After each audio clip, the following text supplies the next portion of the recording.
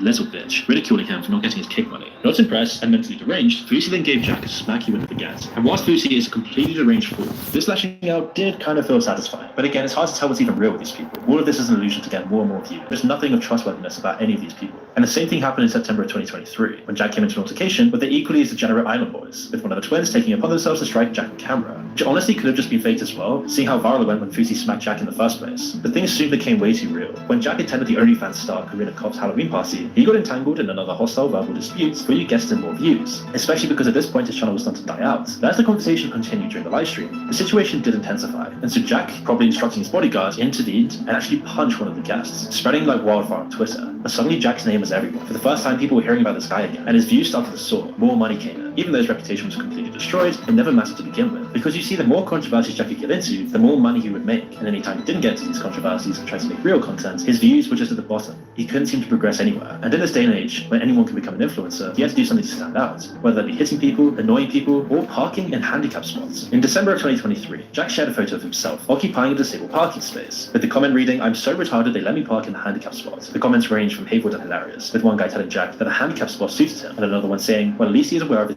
condition. But there did seem to be a consensus that he does deserve to be in jail, and he eventually will be. As in January of this year, Jack yet again, addicted to the controversy and views and clout that this gives him, became a prime subject of backlash on social media once again. This time for ridiculing a police officer who apprehended him for speeding in his Lamborghini Urus within a residential zone. Why was he speeding in the first place? For more clicks, likes, and further validation. He's on the endless loop of feeding his own ego, but it's a bottomless pit. And as a result of a culture taught that these empty values are everything that makes you successful. Not freedom, virtue, family, and community, but being an ignorant, arrogant, materialistic man. But when you're as influential as Jack and receive as much money and validation as he does since the age of 15, a little thing like a speed zone is not going to stand between you and edgy material. Upon pulling Jack over, the officer promptly approached him and informed him that he'd been driving at least 30 miles per hour over the speed limits in the area. Shortly after the officer left, the sports streamer proceeded to feign tears and utter the words, "I will stop, I would never do it again." His entitled, egomaniac personality was on display once more. And it is worth mentioning that this is not the first time that Jack's actually been apprehended for speeding in the vicinity. A couple weeks earlier, a resident had stopped him for exceeding the speed limit, emphasizing the dangers of driving at such high speeds in the area. But this doesn't matter when you don't care about community or the people around you. Everyone else is just an NPC in their view. But it didn't take long for Jack to have another run-in with officers, and this time the allegations were a lot more serious. You see, Jack would post a video of the incident to X, showing himself speaking with uninformed officers who had responded to the situation. Well, what would they call for? They said you stabbed your brother in the eye.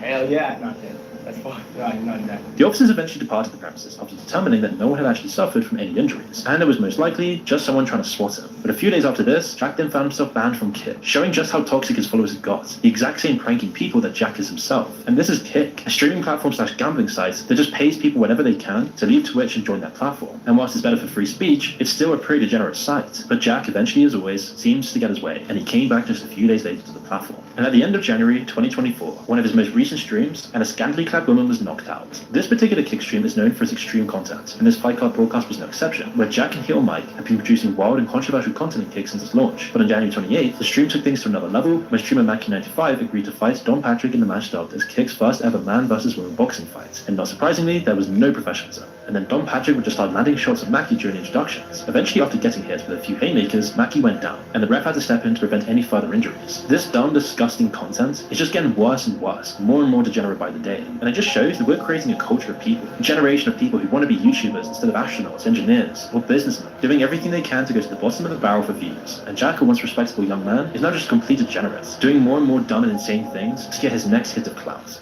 Another debauched, depraved individual worth discussing is the Yoni Scott Wilson-Eason, otherwise known as EDP445, a 33-year-old influencer synonymous with degeneracy. The disgraced internet personality and former YouTuber, his name EDP445 stands for EDAP445, and he first shot to fame for making content centered around the Philadelphia Eagles. Initially, the content, which was mostly football-orientated, was fun, informative, and unique, hence the reason he amassed a huge, deeply loyal following. He was funny, loud, and boisterous, and most people loved him, as he became the inspiration for numerous memes. One of his videos titled Eagles Trade McCoy, even went completely viral. He was pretty charming in his own way, and really easy to watch and just chill out to, but for some reason, social media can attract some of the most degenerate people out there. Whether it's the algorithm making them do degenerate things for views, or the fact they're just completely degenerates to start with, doesn't negate the fact that it's scary that these people are raising the next generation, because it wouldn't take long for his funny, loud, fun, and informative channel to start taking a downward turn. To be specific, 2020 is the year the wheels started to come off the big man's bus. It all started when he uploaded a video titled Dak Prescott, shortly after a game between the Giants and the Dallas Cowboys. The Cowboys quarterback Dak Prescott suffered a severe injury to his right ankle, resulting in a compound fracture and dislocation. EDP would then express in the video that he was mocking Prescott's injury because it was an act of karma, because in 2017, Dallas Cowboys fan mocked Eagles Carson Wentz's season-ending injury, in which he tore his ACL. See, here's the thing, Cowboy fans. You mother talk so much. Oh, every brown ass person lives me. Karma! EDP even went as far as expressing his hope that Prescott's injury would end his career, and soon his deeply loyal football audience would push back as he gained significant criticism from numerous content creators, such as Cole Raven and Jamari, who highlighted a video from EDP445 dating back several years. In the video, EDP445 called out Eagle fans who mocked a severe injury to a different Dallas Cowboy quarterback. It was EDP's really cold, shallow remarks, hypocrisy, and the criticisms from other creators that marked a turning point for his channel, as his channel quickly began to decline in popularity as quickly as it gained virality. But this was only the start of things to get much, much worse. As starting from July 2020, just a few months after this controversy, rumors started circulating about EDP engaging in sexual conversations with minors, a very serious allegation. One instance involved EDP expressing his desire for a 16-year-old girl to be his girlfriend and requesting explicit content from a 15-year-old user. On July 9, 2020, EDP then released a video addressing these rumors, dismissing them as mid-jokes. It was the first time that fans really saw him that serious, and because his fans were very loyal to him, as his charming boisterous behavior was easy to watch. Getting a degree at ASU is a journey that can take you anywhere. Into a world of renowned award-winning faculty. Becoming your best. They would say this was just an attempt to counsel him. However, as the evidence started to pile up and more channels started speaking about him, EDP found himself in a hole as his disgusting degenerate acts were uncovered, and soon, even his most loyal audience were turning their back on him. Until April of 2021, when any suspicions involving EDP's attraction towards minors was confirmed when a YouTube channel called Chet Goldstein, managed by a man named Alex Rosen, broadcasted a livestream featuring chat logs that Rosen claimed were from a conversation between EDP and a decoy named Sophie. Now, the channel was notorious for conducting similar operations, where they arrange online meetings with men who believe they are interacting with underage girls. Rosen explained that he created multiple fake Instagram profiles, including one posing as a 13-year-old girl, and messaged EDP directly. Alexandra, a friend of Rosen's who often acts as a decoy in these operations, read out the messages that she claimed were exchanged between EDP and the fake account. During the 2-hour livestream, Alexandra also mentioned that EDP sent explicit videos and photos, which obviously couldn't be shown due to YouTube's policies against sexually explicit content. Alright, and that's where he sends his picture that I'm not going to show because it breaks YouTube TOS. We aren't going to show that. This video would get immediately removed. But the video revealed that EDP had sent several sexually explicit messages, with the conversation concluding with both parties agreeing to meet up. 24 hours later, the Chet Goldstein channel then posted an hour-long video confronting EDP. Rosen and YouTuber CC Unit approached and now disgraced EDP with pictures of the scandalous messages. Let this be known, I am not. So what are my mom? May she rest in peace. You guys know that, right? You guys seen the video? Yeah. All that bullshit. My mom did not raise a fucking. Okay, she did not raise a creep or where I know what the screenshots say. His mom didn't raise a pedophile. I'm aware of that. I'm looking right at it. Okay, my mom did not raise. The evidence, however, suggested something otherwise. But to be clear, as of now, these are just allegations, and no criminal charges have been brought against EDP. But although he has his own website to make unhinged videos, he's no longer allowed on platforms like Instagram, TikTok, and YouTube, which means his career as an influencer is more or less done. But it's a point to bring up that so many of these charming, entertaining, cool personalities on YouTube are actually just complete predators in the background, and they're the ones raising the next generation. They're the ones inspiring people to become YouTubers. And as the top job that kids want today is to be a YouTuber, it's a really scary direction we're going in. But believe it or not, there is perhaps another influencer who might be even worse than EDP, and his name is James Charles, an American YouTuber, makeup artist, model, and vlogger who famously became the first male spokesmodel for the renowned cosmetic brand CoverGirl, even collaborating with the brand ambassador and singer-songwriter Katy Perry. But how did he get here in the first place? During his teenage years, Charles ventured into the world of hairstyling as an amateur and later delved into makeup artistry after a friend requested his help for a school dance. He quickly honed his makeup skills and soon began offering professional services to young women in this area. In December of 2015, Charles started a YouTube channel where he shared popular makeup tutorials. And less than a year later, at the age of 17, he achieved a major milestone by becoming the first male brand ambassador for the renowned cosmetic brand CoverGirl. This appointment was met with widespread acclaim across various social media platforms, and soon after Charles made his debut in promotional campaigns for CoverGirl's So Lashy Mascara. Then, expanding his creative wings even more, he ventured into the fashion industry by launching Sisters Apparel, a clothing line, collaborating with Morphe Cosmetics to create the Sister Collection, a huge makeup collection in November 2018. It took off, people loved it, and James's charming persona gained him millions of loyal fans across the world. He was the new symbol of LA influencer culture, getting so big that he even collaborated with Katy Perry and appearing on the once super popular Ellen DeGeneres show. He became a huge deal almost overnight. That was up until very recently, when a few of his actions would take down his entire career. So what happened? Well, initially Charles was always beloved, trusted, and even worshipped by his fans. Everyone loved him. In the Family D'Amelio video, where their snobbery and repulsive attitude was exposed, James seemed like the good one, the humble one, the real person. Come on. Don't be so dramatic. Excuse yourself. She's being real. Yeah.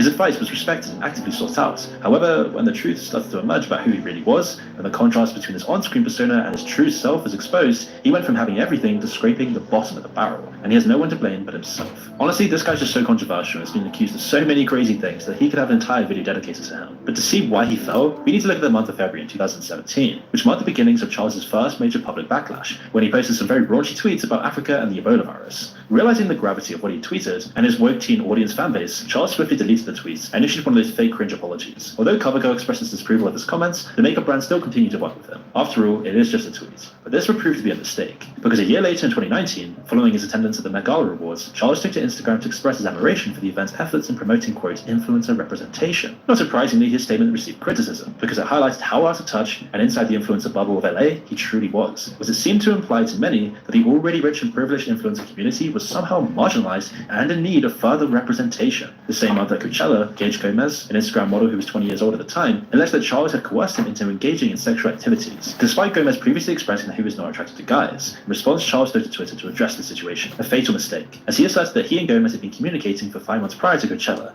emphasizing that all their interactions had been consensual. But this wouldn't be the last of such accusations. 1 month later, the Sister Squad, Charles' YouTube friend group, consisting of himself, Emma Chamberlain, and Ethan and Grayson Nolan, split up. Although the exact cause for the breakup of this well-known group was never disclosed, suggestions that Charles' misconduct played a role swirled about, and suddenly his golden reputation Friday calls. Export of wine. Stir hot. in the LA influencer bubble community was starting to pop, but it would only get worse from here. In January 2020, he was then accused of using the N-word after he shared an Instagram featuring himself and a group of friends singing My Type by Saweetie. One of the worst things you can do, especially in LA. Anything controversial, let alone something like this, can completely destroy your career in seconds when you live in this LA bubble. As a result, the hashtag James Charles is Over party began trending on Twitter, and in April of 2020, Charles took part in the popular mugshot trend on social media. Using makeup, he created a bruised face and black eye, posing as if he were taking a mugshot. However, again, he would face more criticism for glorifying domestic violence and criminal behavior, prompting him to again swiftly delete the images. Because soon enough, he realized that his fanbase and the entire community he was surrounded by would drop him with a hat at any single controversial thing. We're talking about the most vacuous people on planet Earth, influencers from LA. And once you reach the top of this industry, any small thing, and you will find yourself without any allies, any friends, and everyone turning their backs on you. But in this case, it was deserved, as that same Fame is a fickle friend, guys. month on the Mums Under 5 podcast, a guest claimed to possess a phone recording of an alleged victim of Charles's sexual abuse. However, the accusations were unconfirmed, but then more claims came out, suggesting that James engaged in grooming behavior and sent sexually explicit text messages to a minimum of 3 and as many as 6 underage individuals across various platforms. Although he admitted to sending flirty messages to underage boys in a 14-minute video titled Holding Myself Accountable, Charles did say that the minors had lied about their age, despite clear indications in their bios that contradict his claims. But as the accusations continued to mount up, his response grew increasingly aggressive. He was in panic mode. He was losing everything, the sponsors, the influencer parties, the networking opportunities, and his once loyal fanbase. One particular allegation involved a 15-year-old boy who accused Charles of forceful grooming, leading Charles to block him in an effort to suppress his claims. At that time, numerous reports claimed that at least 15 boys and men had accused Charles of inappropriate sexually oriented behavior. Consequently, more of the cosmetics brand severed connections once and for all with the beauty influencer. His channel was demonetized, and for the second season onwards, his show Instant Influencers replaced him as a host. Additionally, PewDiePie, a once friend and fellow YouTuber, would follow James on Instagram and light his allegations. Suddenly, he appeared nowhere. No one wanted anything to do with him, and as a result, according to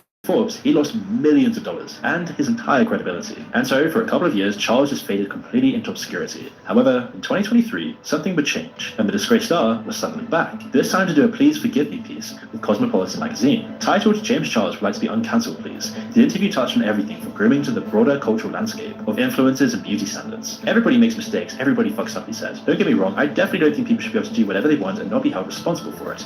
It's important that people be held accountable, but I think it's also important that we allow people to grow and to learn. But most people didn't really buy it. The comments online clearly show that James' reputation was well and truly destroyed. Moreover, the shameless pseudo celeb even had the nerve to promote his new makeup brand in the middle of what was supposed to be an apology. And now, desperate for more fame and clout and the networking opportunities he once had, he's doing anything he can to get back into the influencer bubble, going so far as to attempt to resurrect his career as a pop star. Now, call me a skeptic, but this doesn't seem like it will be successful at all. But while we're on the topic of duplicitous people displaying despicable behavior, it's time we discuss the A's family. a perfect encapsulation of everything wrong with modern society, where bad behavior is encouraged and bad people are rewarded. Hailing from Los Angeles, California, the unofficial capital of fake smiles, vacuousness, loneliness, and hollowed-out plastic empty content, the family regularly shares videos that include various challenges and pranks. And it'd be nice to say that the family together shares the videos, but really it's just the parents, Austin and Catherine McBroom, who use their children as clickbait to make millions of dollars. And considering their YouTube channel, which launched in 2016 and has reached 18.4 million subscribers, makes it clear that this is an effective strategy, morals aside, but it isn't particularly great for the kids. You see, whilst they have all these fake smiles during their videos, their happy thumbnails, their extreme lifestyle, there is a dark side hidden behind this, an incredibly unhappy family. But how the hell did they get 18.4 million subscribers? Well, you see, ACE, in case you're wondering, is an acronym for Austin, Catherine, and Ella, their firstborn daughter. And since the creation of the channel, they had 2 other kids, one boy and one girl. Initially, the content was harmless enough. They were a family in LA, absorbed in a culture where everybody and their dog is an influencer, trying to post their stuff online and get as much clout and money as possible. This is normal in LA. And in the start, it was really wholesome stuff. Just silly videos involving the parents and their kids playing playful pranks and the likes. They were trusted, they seemed genuine, and their content, which appeared to show a really fun-loving family having a blast and loving each other deeply, was for many genuinely magnetic. Millions felt a pull to them. They were able to skyrocket their channel because it was just so nice to watch if you were a kid or a family member wanting to watch something wholesome. Their 2017 Christmas special, for example, was widely praised and amassed millions of views on YouTube.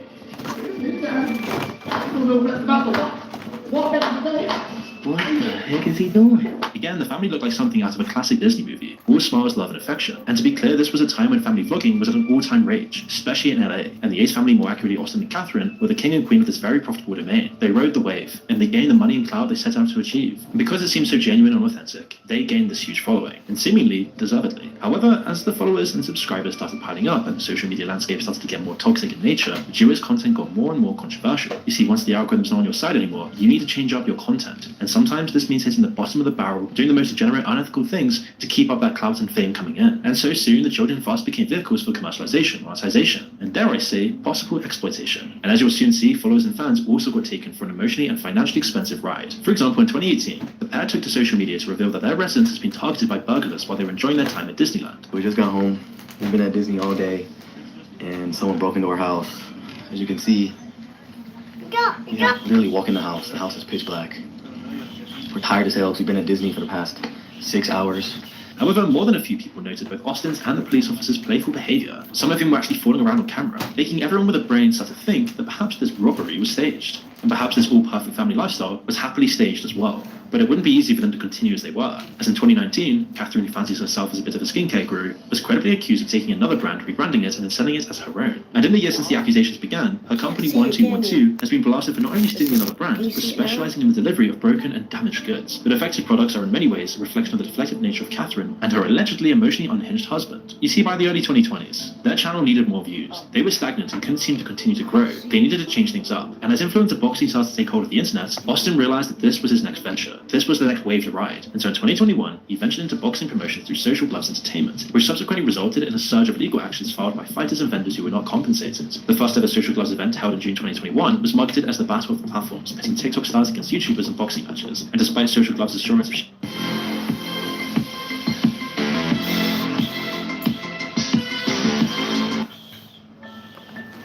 I want you to want me. Didn't I see your advertising? Let's get exercising. Oh God. sharing paper view profits with its participants, numerous individuals alleged that they never received the payment they were entitled to. These allegations led to accusations of Austin McBroom engaging in fraudulent practices. As court documents of alleged lawsuits from digital streaming company LiveX Live, and participants Nate Wise and Taylor Holder quickly surfaced online, more or less confirming this. The cracks were starting to show, but the family channel would still continue full steam ahead, being the foundation of their money and fame. But now the cracks were there, Austin and Catherine were back in the news once again, and for all the wrong reasons. 2 months after the boxing event, the couple then faced allegations of deceiving their fans through a fraudulent giveaway. The Ace family's giveaway, which was scheduled for Valentine's Day, involved Austin and Catherine McBroom generously offering 3 Tesla Model 3 cars, supposedly to show their appreciation for all the love and support they had received. They knew that if they did this, they could maybe gain some of the followers back that they'd lost over the last couple of years of stagnation and fraudulence. It was their next way to grow their channel. So the rules would be simple. Fans were asked to show their appreciation for the picture on Catherine McBroom's Instagram profile by liking it, as well as following her. Additionally, they were instructed to mention 2 friends in the comment section. Catherine then quickly tagged Austin's Instagram page for yet another chance to win. Catherine further mentioned that the announcement of the winners would take place through her Instagram story, but it didn't. The giveaway, many argued, was supposedly fraudulent, with videos like this coming out showing that perhaps this was another sign of their fakery. But this wasn't really a surprise. When you look at these family channels, they're all doing the same thing, exploiting anyone and anyone they can, even their own children. just so that they can get some limelight. But it gets bad. You see, their children are really the only reason why they're so popular. Without the kids, specifically the exploitation of the kids, no one would care about Austin and Catherine, two random people with a penchant for supposedly fraud and fake promises. They just seem to be so unhinged morally. Nothing is off limits to them, as long as they can get more clout in the LA influencer bubble. And to do this, the entirety of their 3 children's lives have served as a prime YouTube content machine. I mean, they even live stream their births. It's honestly so dystopian. The fact that they would go this far, showing the most intimate moments of their children to the entire world of millions of people, just shows what people will do for views if they're so narcissistically incentivized. Sometimes this can even mean faking a divorce. In January of this year, the pair announced that they were separating suddenly. But some people were claiming that this was staged. After all, shortly after announcing the split, Austin went searching for a new home, yet ended up settling into an RV right outside his old home. Why would he do this, some of us? Unless, of course, it's to get attention and reignite a stagnant channel that's not bringing in the same views, money, and clout that it used to. And the fact that they're filming all of this means it can't be that real to them, as it's important to remember that although they announced they were divorcing, they still haven't filed any papers. And whilst you don't really know what's going on behind the scenes, you would be forgiven for thinking that this is yet another rather desperate PR stunt by 2 people who really shouldn't be parenting these children. We already discussed one controversial beauty influencer, but now it's time to end the video. And one of the most degenerate influencers out there, Jeffree Star, an American beauty YouTuber, makeup artist, model, entrepreneur, and former musician. With almost 16 million subscribers, the 30-year-old holds the distinction of being one of the most subscribed beauty gurus on YouTube. Why? The guy is, by all appearances, somewhat mentally unhinged, and it's always been this way, for years.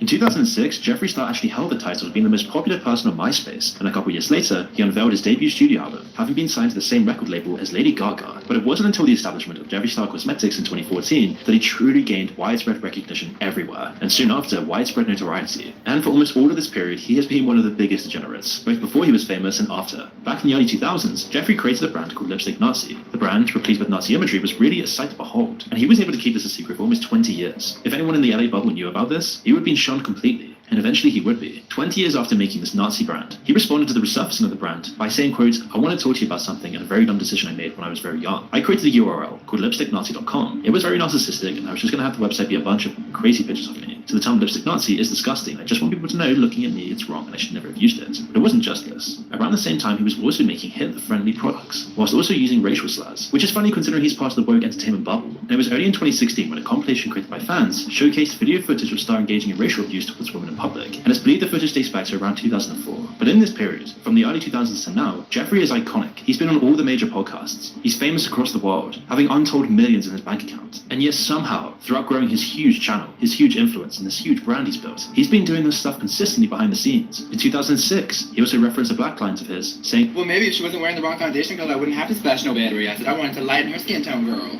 And then in 2017, Star yet again released another apology video, this time for being a racist. This was just after offering another apology for the stuff he said towards people in public. I really fell for a lot of things and I got caught up in the hype. It's disgusting, it's awful, and none of it should have happened. I want to speak to you as a human being that breathes on this earth with you. He's got a sordid history of doing insane, truly awful things. Even on podcasts like Logan Paul's, he brags about how many dicks he can suck. 1,000? Yo, I'm more. I'm just saying, I have to. 1,000? Yes.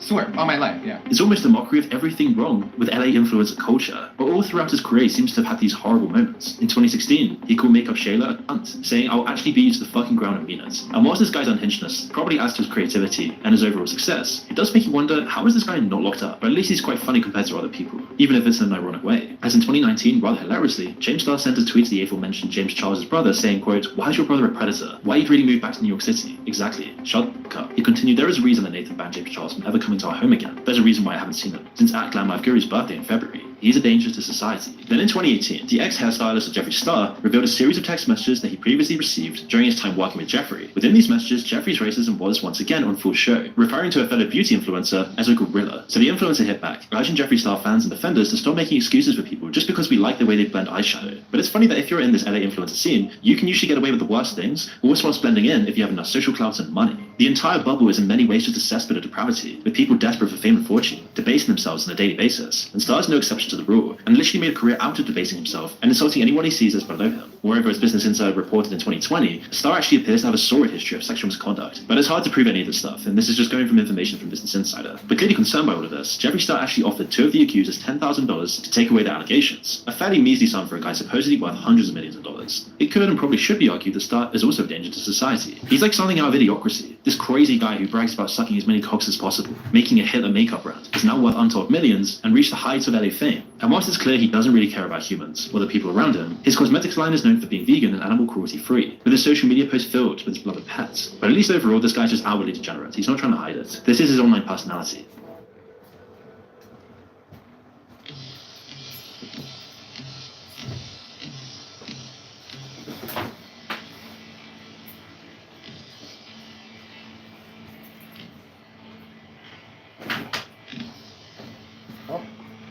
done, guys. What do we watch next? Xbox Criminals? The end is near. What do you guys? What do you say? What do you say? Thank you, right? Oh, you already said that. Thank you, guys. Right about Destroy Society. Looking for a better way to TV? Well, meet Philo. Philo's the best of live TV. Wow. And premium channels. And free channels. Feels like a dream come true. And a gigantic library of blockbuster movies and shows that you can watch now or save for up to a year. All of this in one place. All for just $28 a month. That's Philo, baby. Try free at philo.tv. Bye-bye.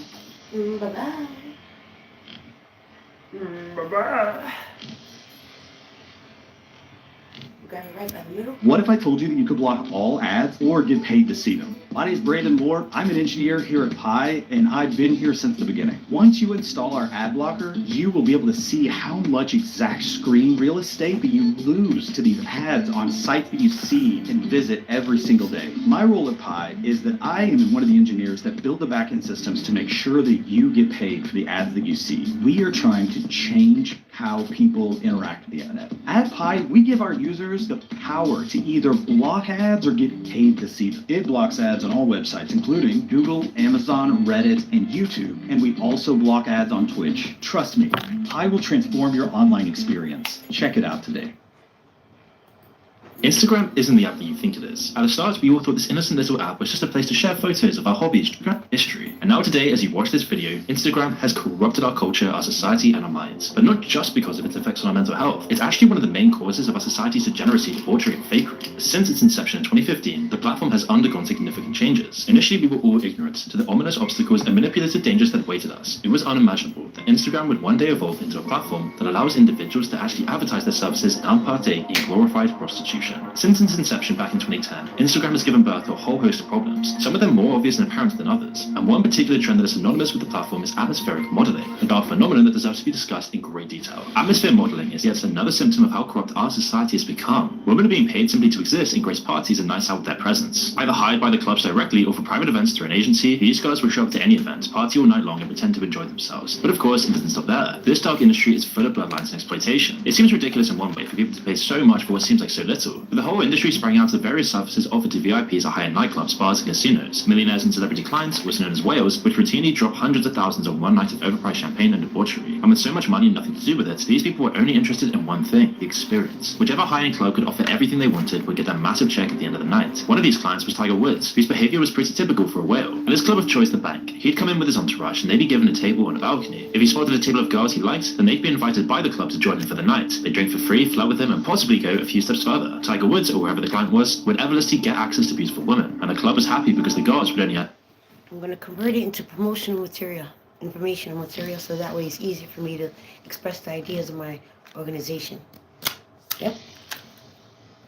to the bill at the end of the night. If a client wanted more than just companionship, then that could be arranged as well. And then other women not specifically on the club's payroll would be invited up to the table and later go home with the client. But where there's money and profits, there's competition and development. And it didn't take long for this process to get industrialized and economized by the clubs through people called promoters. They would act like procurers, recruiting young women, training them, and connecting them with wealthy clients. Fast forward to today, and these promoters have created entire agencies dedicated to atmosphere models. Part of their business is hiring out girls to private parties. For exorbitant fees, they'll send however many girls you need to add social proof and pose for pictures at the event of your choosing. There are the clients of the clubs and casinos themselves. Girls will be hired out to dance and have a good time and generally make the club look better. For the girls, there are clear benefits to the job. They don't have to work really, just drink and have fun. Unlike regular modeling, it's much less competitive, although the bar for entry is still high. If you don't have the right luck with your genetics, it'll be tricky to ever get a job. It's also a great way for these women to meet rich men and possibly form a connection. And if your goal is just to become a trophy wife, then atmosphere modeling is the right calling for you. But this industry is even more seedy and dangerous than regular modeling, and it's being largely created by Instagram. You see, in our image-focused society, it's no surprise that atmosphere modeling has taken off in such a huge way recently. It began with whole families of celebrities that are only famous for their looks and their image. Then it got globalized with influencers and Instagram models, an entire industry based on visualizing a fantasy. And atmosphere models are just another aspect of this. It's not an industry that anyone wants to publicize too greatly. If everyone knew how widespread it is, then it would severely damage a club client's reputation. All the influencers you'd see online on Instagram would just seem like absolute jokes, having paid so much for these girls to be there. When they're working, atmosphere models won't ever tell you that they're only there because they're being paid. To do so would break the carefully created illusion of a good time. Even then though, parties full of atmosphere models can be pretty awkward. While everyone might be smiling for the picture on Instagram, in reality they're all watching the clock and waiting for their shift to end. And this leads to a ton of dark situations, as these men are usually under the impression that these women are actually interested in them, and they'll get overly aggressive or even predatory. If the women don't have thick skins and the ability to push back, it can put them in some really dangerous situations. It's modeled further by the bloodlines that underpin the industry. Sometimes it's hard to tell where being an atmosphere model ends and where being an escort begins. For most of the night, their job is exactly the same. Simply show up, laugh at the client's jokes, and have a good time, or at least pretend like you are. But often clients will offer large amounts of cash, private holidays, or anything else you can think of to these girls in return for certain favors. And these girls are always poached and recruited from apps like Instagram.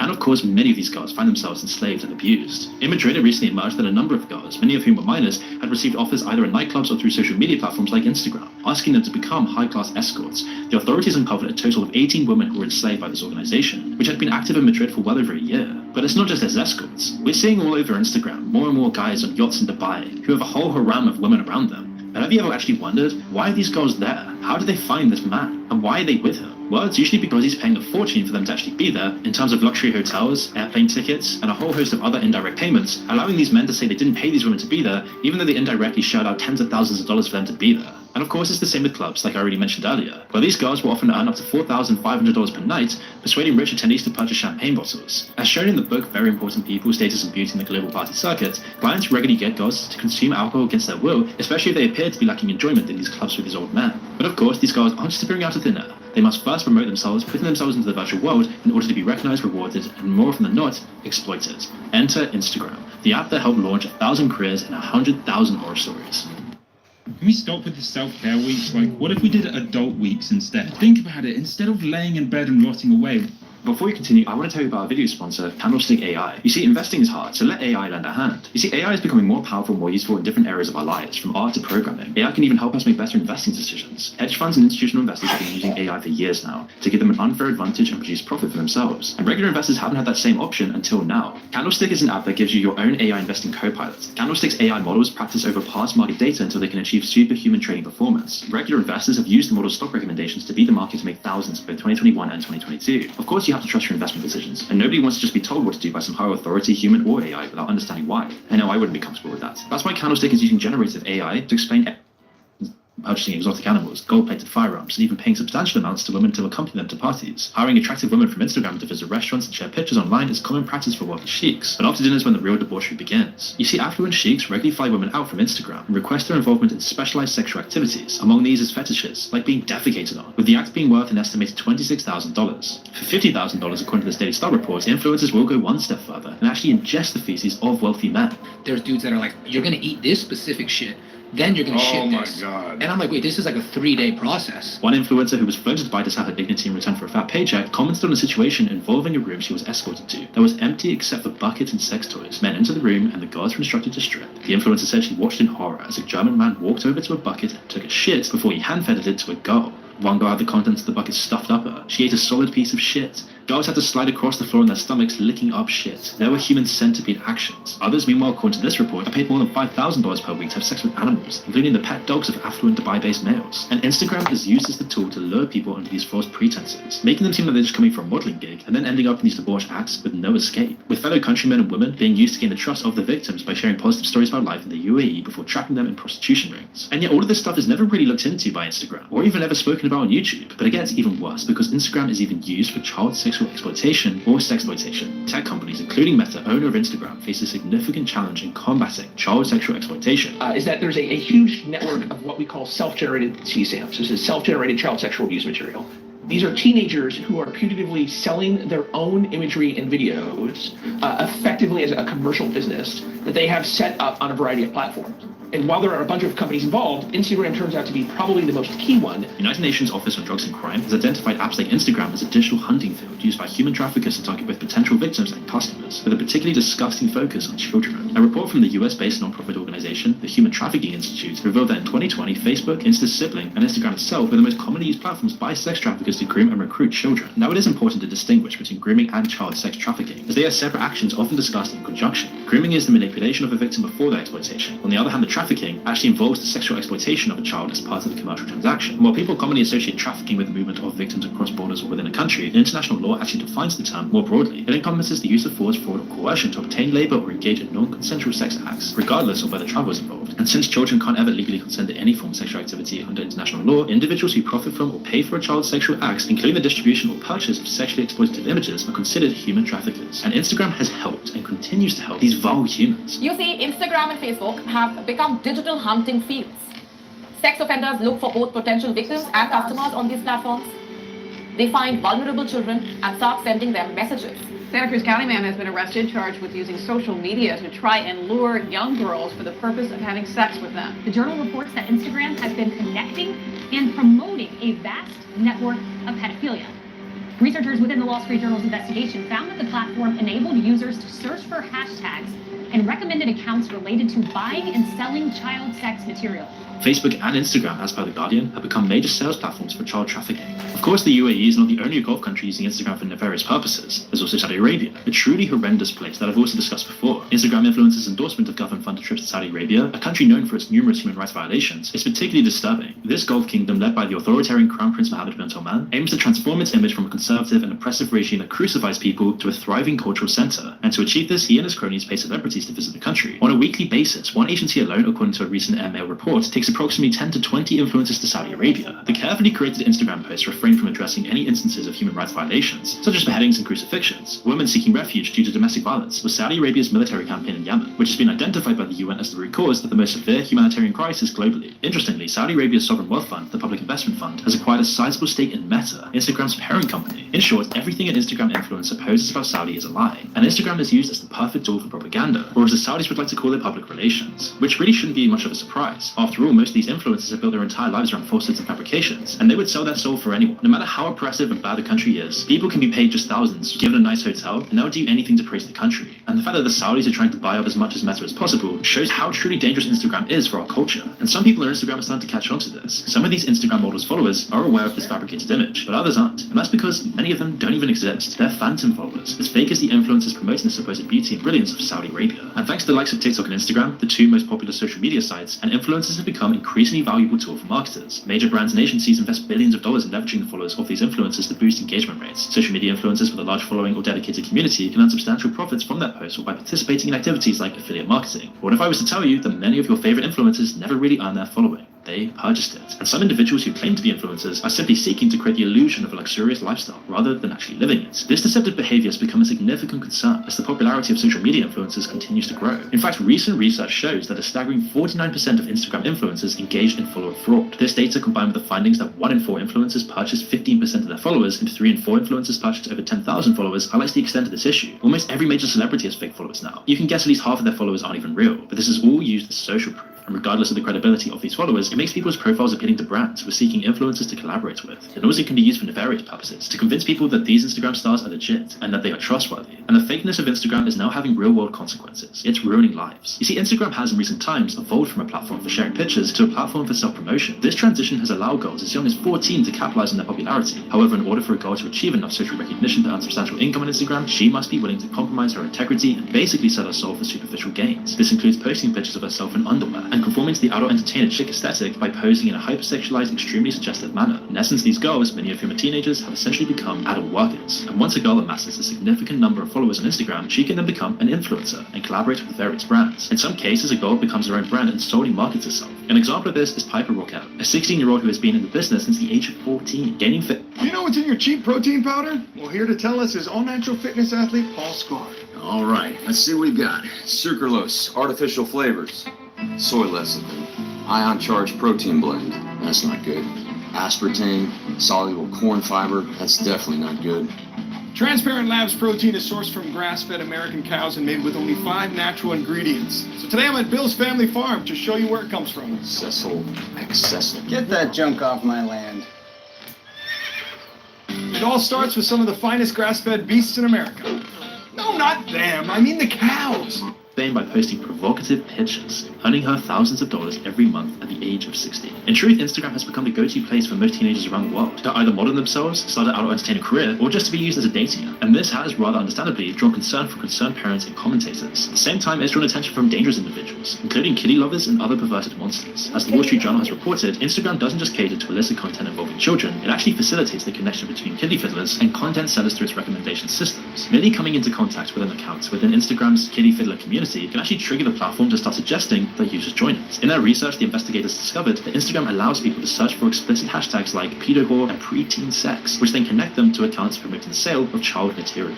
The threat to kids doesn't even end there. Even mothers, consciously or otherwise, are putting their children's well-being at risk. And to be clear, a very specific type of mom is doing this, the mumfluencer. Now, although influencers are nothing really new, the rise of mumfluencers is a very recent trend, not to mention a disturbing one. The mumfluencer is a hyper-artificial construct, a fabrication created by individuals, technology firms, and consumer brands as a means of earning a livelihood through social media. And mumfluencers have become a lucrative industry for advertisers, given that women predominantly make household purchasing decisions, and these influencers regularly hawk stroller, cooking utensils, and children. You see, these accounts have a substantial number of followers. The individuals who own these accounts are primarily mothers who use their children as the main focus to promote themselves and their products. These accounts have faced repeated criticism for showcasing their children, often in provocative ways. These influencers share numerous photos of their unconsenting kids with their thousands, even millions of followers. The images are online for everyone to see, including the creeps who take them and share them on illicit online forums. These forums are frequented by the worst types of people who exchange and distribute links to these darknet pages amongst themselves. And there's a huge amount of evidence indicating that images of children from prominent mumfluencer accounts resurface on the darknet, making Instagram the key platform for where these images easily proliferate, as they are so readily available there.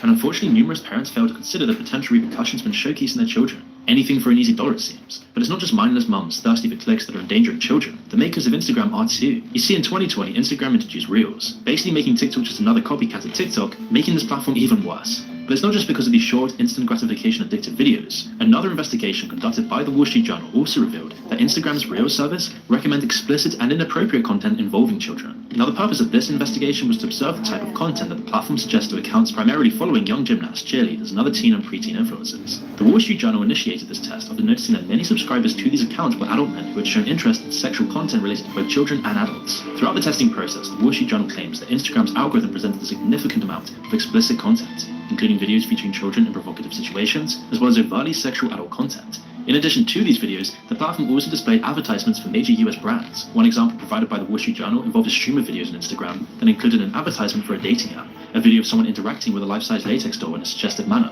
and a video of a young girl exposing her midriff by lifting her shirt. Another stream featured a commercial followed by a video of a man lying on a bed with his arm around a 10-year-old girl. The Canadian Centre for Child Protection conducted similar tests on Instagram and reported comparable findings, further supporting the concerns raised by the Wall Street Journal's investigation here.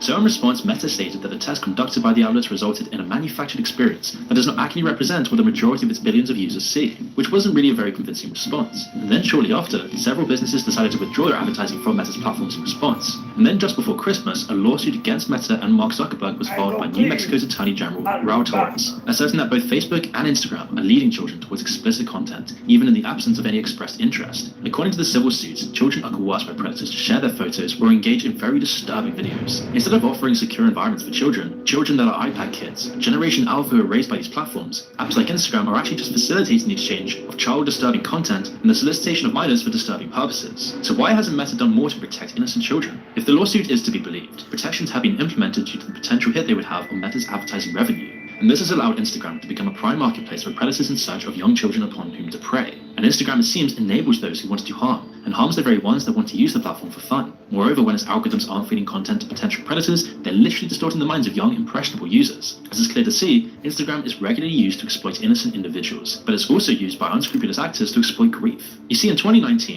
Bianca Devins, a 17-year-old New Yorker, attended a concert with 21-year-old Brandon Clark. Tragically, she never made it back home. In the early hours of Sunday morning, Devins was brutally murdered, having her throat dissected with a knife, and the images of Devins' lifeless body began to surface online shortly after, originating from Clark's Instagram account. These images included a photograph of her torso with a caption that read, "I'm sorry, Bianca," as well as a selfie of Clark lying on Devins' body.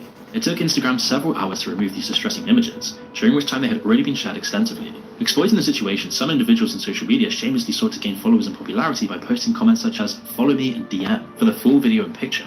Clark, who was later charged with Devon's murder, experienced a surge in his social media following. And shockingly, according to a BBC report, certain twisted individuals even manipulated images of Devon's body to create repugnant memes. Users who tried to report these distressing images to Instagram's moderators claimed that their reports were dismissed. In the aftermath, Instagram faced severe criticism for its delayed response in addressing the images and for allowing users to exploit Devon's tragic death for personal gain. And this isn't an anomaly. As NBC recently reported, a new kind of sexualized content is flooding Instagram. Ads for sexually suggestive, scantily clad, dirty talking chatbots powered by AI. Dozens of tech startups, according to the report, are using Instagram to post explicit advertisements that promote not safe for work experiences. The ads promise not safe for work pics, custom pin-up girls, and censor-free chats. Many of the ads feature digitally created potential girlfriends with large breasts and sexually provocative clothing. Some ads even use memes that include popular children's TV characters, such as SpongeBob SquarePants, Bart Simpson, or the Cookie Monster, to promote apps where people can create not safe for work pics. Others feature digitally created girls who appear to be teenagers or younger, sometimes in the style of anime. And Meta, the parent company of Facebook and Instagram, had dozens of developers who were displaying sexually explicit advertisements on their apps. Keep in mind that many of Instagram's users are as young as just 13 years old and possibly even much younger than this.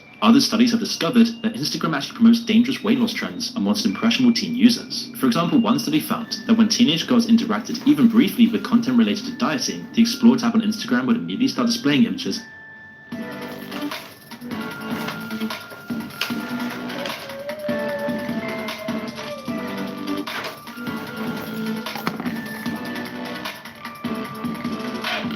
of individuals showcasing their pre- and post-weight loss journeys. Additionally, the Explore page would feature content focused on weight loss tips, exercise, and body sculpting. Notably, this material often presented individuals with noticeably slim body shapes, some of which appear to be edited or distorted. Similar results were observed when replicating the experience for teenage boys. One study recreated the online behavior of a real 14-year-old boy, which ultimately resulted in his Instagram Explore tab being inundated with pictures of heavily edited and retouched models. In response to these findings, a spokesperson for Meta, the people that own Instagram, stating that the platform is already implementing measures to ensure the safety of teenagers, such as preventing adults from sending direct messages to teens who do not follow them. And this empty promise came just before the Wall Street Journal bombshell report. And it is worth noting that even a single like has the potential to generate thousands of related content suggestions. Some of these suggestions have the backing of influential celebrities, and exploitative companies regularly appeared on the platform, selling supposedly miraculous weight loss products, often with endorsements from celebrities. For example, notable figures like the Kardashians and Cardi B have faced criticism for promoting detox teas and slimming lollipops. And it's well known that several of these products have detrimental effects on both the mental and physical health of mostly young women. But most of us already know this. Instagram has become a meme market.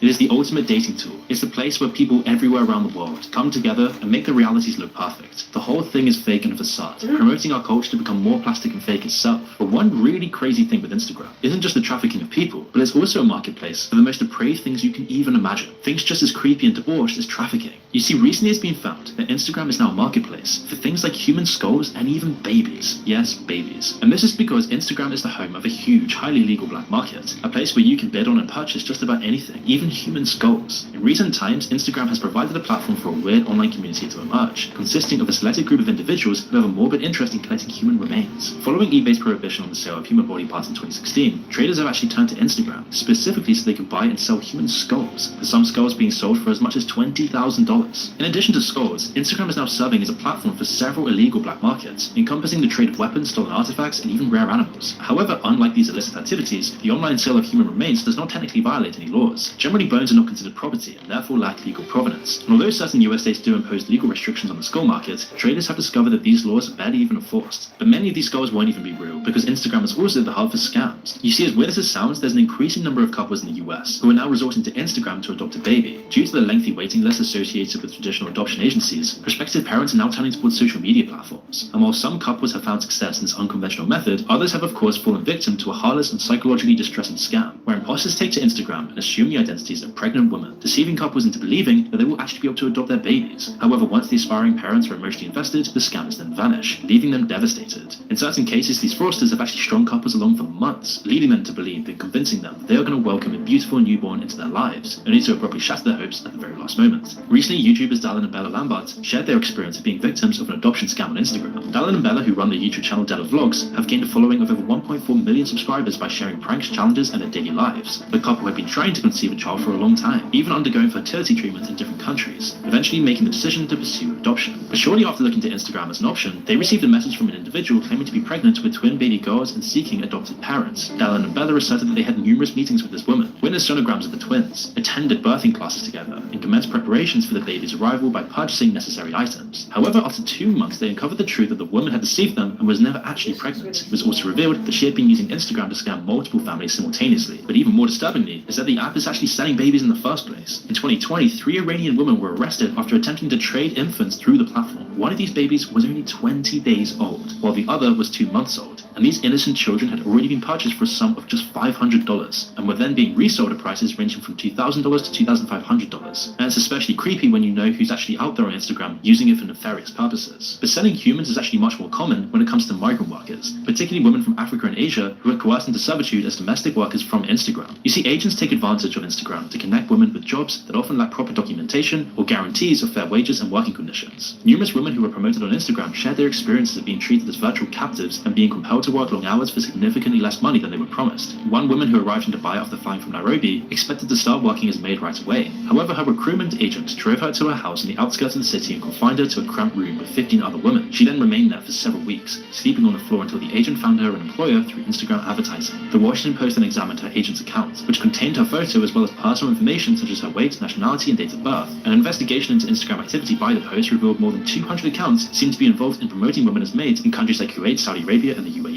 Numerous studies now show that teenagers and young adults who spend a significant amount of time on platforms like Instagram, as almost everyone does in Generation Z, almost always has a higher rate of reported depression compared to those who spend less time on it. And as we all know, we are the first generation to experience this. The first generation to be so lonely, to be so isolated, to have no friends, and increasingly rely on electronic connections via Instagram and the likes. Not to mention that Instagram is one of the most invasive apps when it comes to harvesting all of your data. But we all know this by now. We all know how shady Meta and Mark Zuckerberg is. And considering that Instagram has at least 1 billion monthly active users, this is a really worrying trend that's only going to get worse with the rise of iPad kids. And only time will tell what Generation Alpha ends up.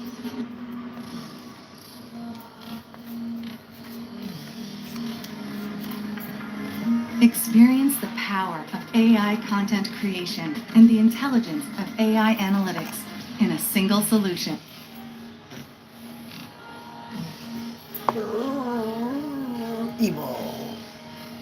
From abusing the children of your supporters to controlling social media companies, manipulating the stock market, and stealing taxpayer money for their lavish lifestyles, here are some of the worst crimes of politicians. Starting with possibly one of the biggest talking points leading into the 2020 election. In December 2019, a repair shop owner in Wilmington, Delaware, was in possession of a laptop that had laid around for some time as the owner of the laptop did not pay or return to claim it. The shop owner had held the laptop for over a year already, and his repair job was to recover all the data from the laptop. Looking for more information on the client who hadn't paid and who had dropped his laptop off, the shop owner started looking through the documents on the hard drive, and what he found on the laptop were emails, photos, and documents that would become the epicenter of a political storm. Documents and emails suggest that Hunter Biden, son of future President Joe Biden, was involved in some very dodgy business dealings, particularly with Ukraine and China. And while the laptop was Hunter Biden's, there was a lot of evidence on this laptop pointing to then Vice President Joe Biden's involvement. It was instantaneously clear that Hunter has been leveraging his family name for financial gain. This is known as the practice of influence peddling. Many emails contained a reference to the big guy, which most interpreted as a nickname for Joe Biden himself. The documents pointed to Joe Biden allegedly engaged in an extortion scheme where he was paid through Hunter Biden $5 million in exchange for certain unknown actions, where Hunter Biden would secure lucrative consulting contracts with foreign companies despite his lack of qualifications, particularly in Ukraine just before the war, where he had many contracts with the energy industry that seemed very suspiciously connected to Joe Biden. Many of the contracts involved lobbying US officials and government agencies on behalf of these foreign entities. Despite the information about the dealings being public for years now, there's still very little evidence of the work Hunter Biden did after securing the contracts. So he essentially went to these businesses and picked up bags of cash for an unknown reason, with almost no tax returns or really any evidence of business dealings. And despite multiple emails and messages referring to decisions from the big guy, Joe maintained that he knew about Son's business dealings. And this was all checked through, with no real influence on US government actions to benefit any of these foreign interests. Something that does seem unlikely, as one of the leaked messages from one of the Biden family associates even told Hunter, don't mention Joe being involved. It's only when you are face to face. There's also a leaked phone call between Joe and Hunter in 2018, speaking directly about one of Hunter's business deals, where Joe mentions Hunter is in the clear. Hey, pals, Dad, it's 8:15 on Wednesday night. If you chance to be called, nothing urgent. Just want to talk to you. I thought the article, at least if it's not online, it's going to be printed one time. It's good. I think it's clear. And anyway, if you get a chance to call, I love you. Additionally, Joe Biden dined with oligarchs from Russia and Kazakhstan who funneled millions of dollars. Hello, guys and gals, me, Mudahar, and if I'm looking extra cute today, it's because we're talking about my favorite crap stain of humanity's draws. Ladies and gentlemen, Johnny Somali. Now, I know I talked about this guy 9 days ago with his exploits in South Korea. I titled the video by saying South Korea is hunting down Johnny Somali, and that's no joke. South Korea is trying to make an example of this guy, and at some point, he's got, apparently, allegedly, South Korean Navy SEALs out for blood here, all right? Apparently, it's to a point where there's, allegedly, a $700 bounty on this individual. Now, I haven't even been able to confirm the $700 bounty, but if it exists, that's actually hilarious. Now, the other day I saw this post, Johnny Somali visits the Statue of Peace and apologizes to South Koreans. Now, immediately when I look at this, I think of like El Chapo or like any drug lord that has to stand in front of like the press and basically apologize or like state their piece. So we're going to listen to some of this apology and go on forward. We're going to see how valid this is. 죄송합니다. 죄송합니다. 나는 조마오. 죄송합니다. 감사합니다. Now, I'm going to just say, ladies and gentlemen, I don't think this guy's actually apologetic. Now, for those of you who don't know Johnny Somali, I'm going to give you a crash course on this guy's douchebaggery. Now, way back, Johnny Somali kind of made waves, I would say, in the internet-like world, when he was basically just making a fool of himself in Japan. Fridays, Life After Lockup is back. I've been out 7 months. Was this planned? Stop it. These couples are about to find out. Let's just do the elopement now. I'm still technically married. If it's real love. I deserve a ring. Really, a ring? Or a life sentence. How many kids do you have? He's not being honest. Get out of my face! Sometimes she forgets that I did 10 years in prison.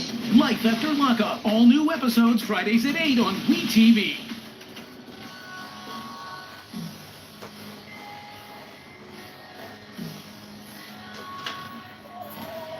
When you realize bloating and discomfort don't have to be routine, everything changes. Try Rise Mushroom Coffee with 6 functional mushrooms that heal your gut, improve digestion, and boost immunity. So for anybody that didn't know, Johnny Somali is a IRL live streamer who I guess started on YouTube before he got banned, but eventually ended up going to Kick, where I guess all degenerates can basically operate freely with impunity. So in Japan, Johnny Somali uploaded a few clips. Let's look at some of them right here.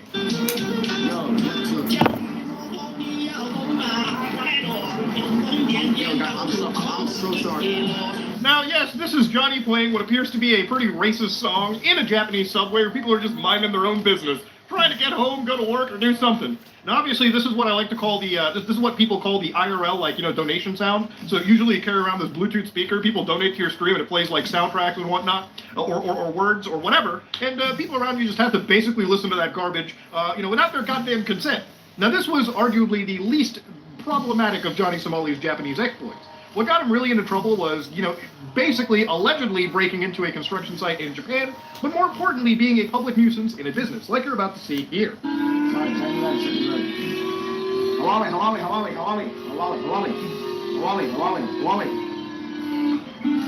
The dude's playing like an air raid siren in a Japanese business, which obviously was one of the catalysts for getting in trouble in the country. But it wasn't just police trouble Johnny Somali was experiencing.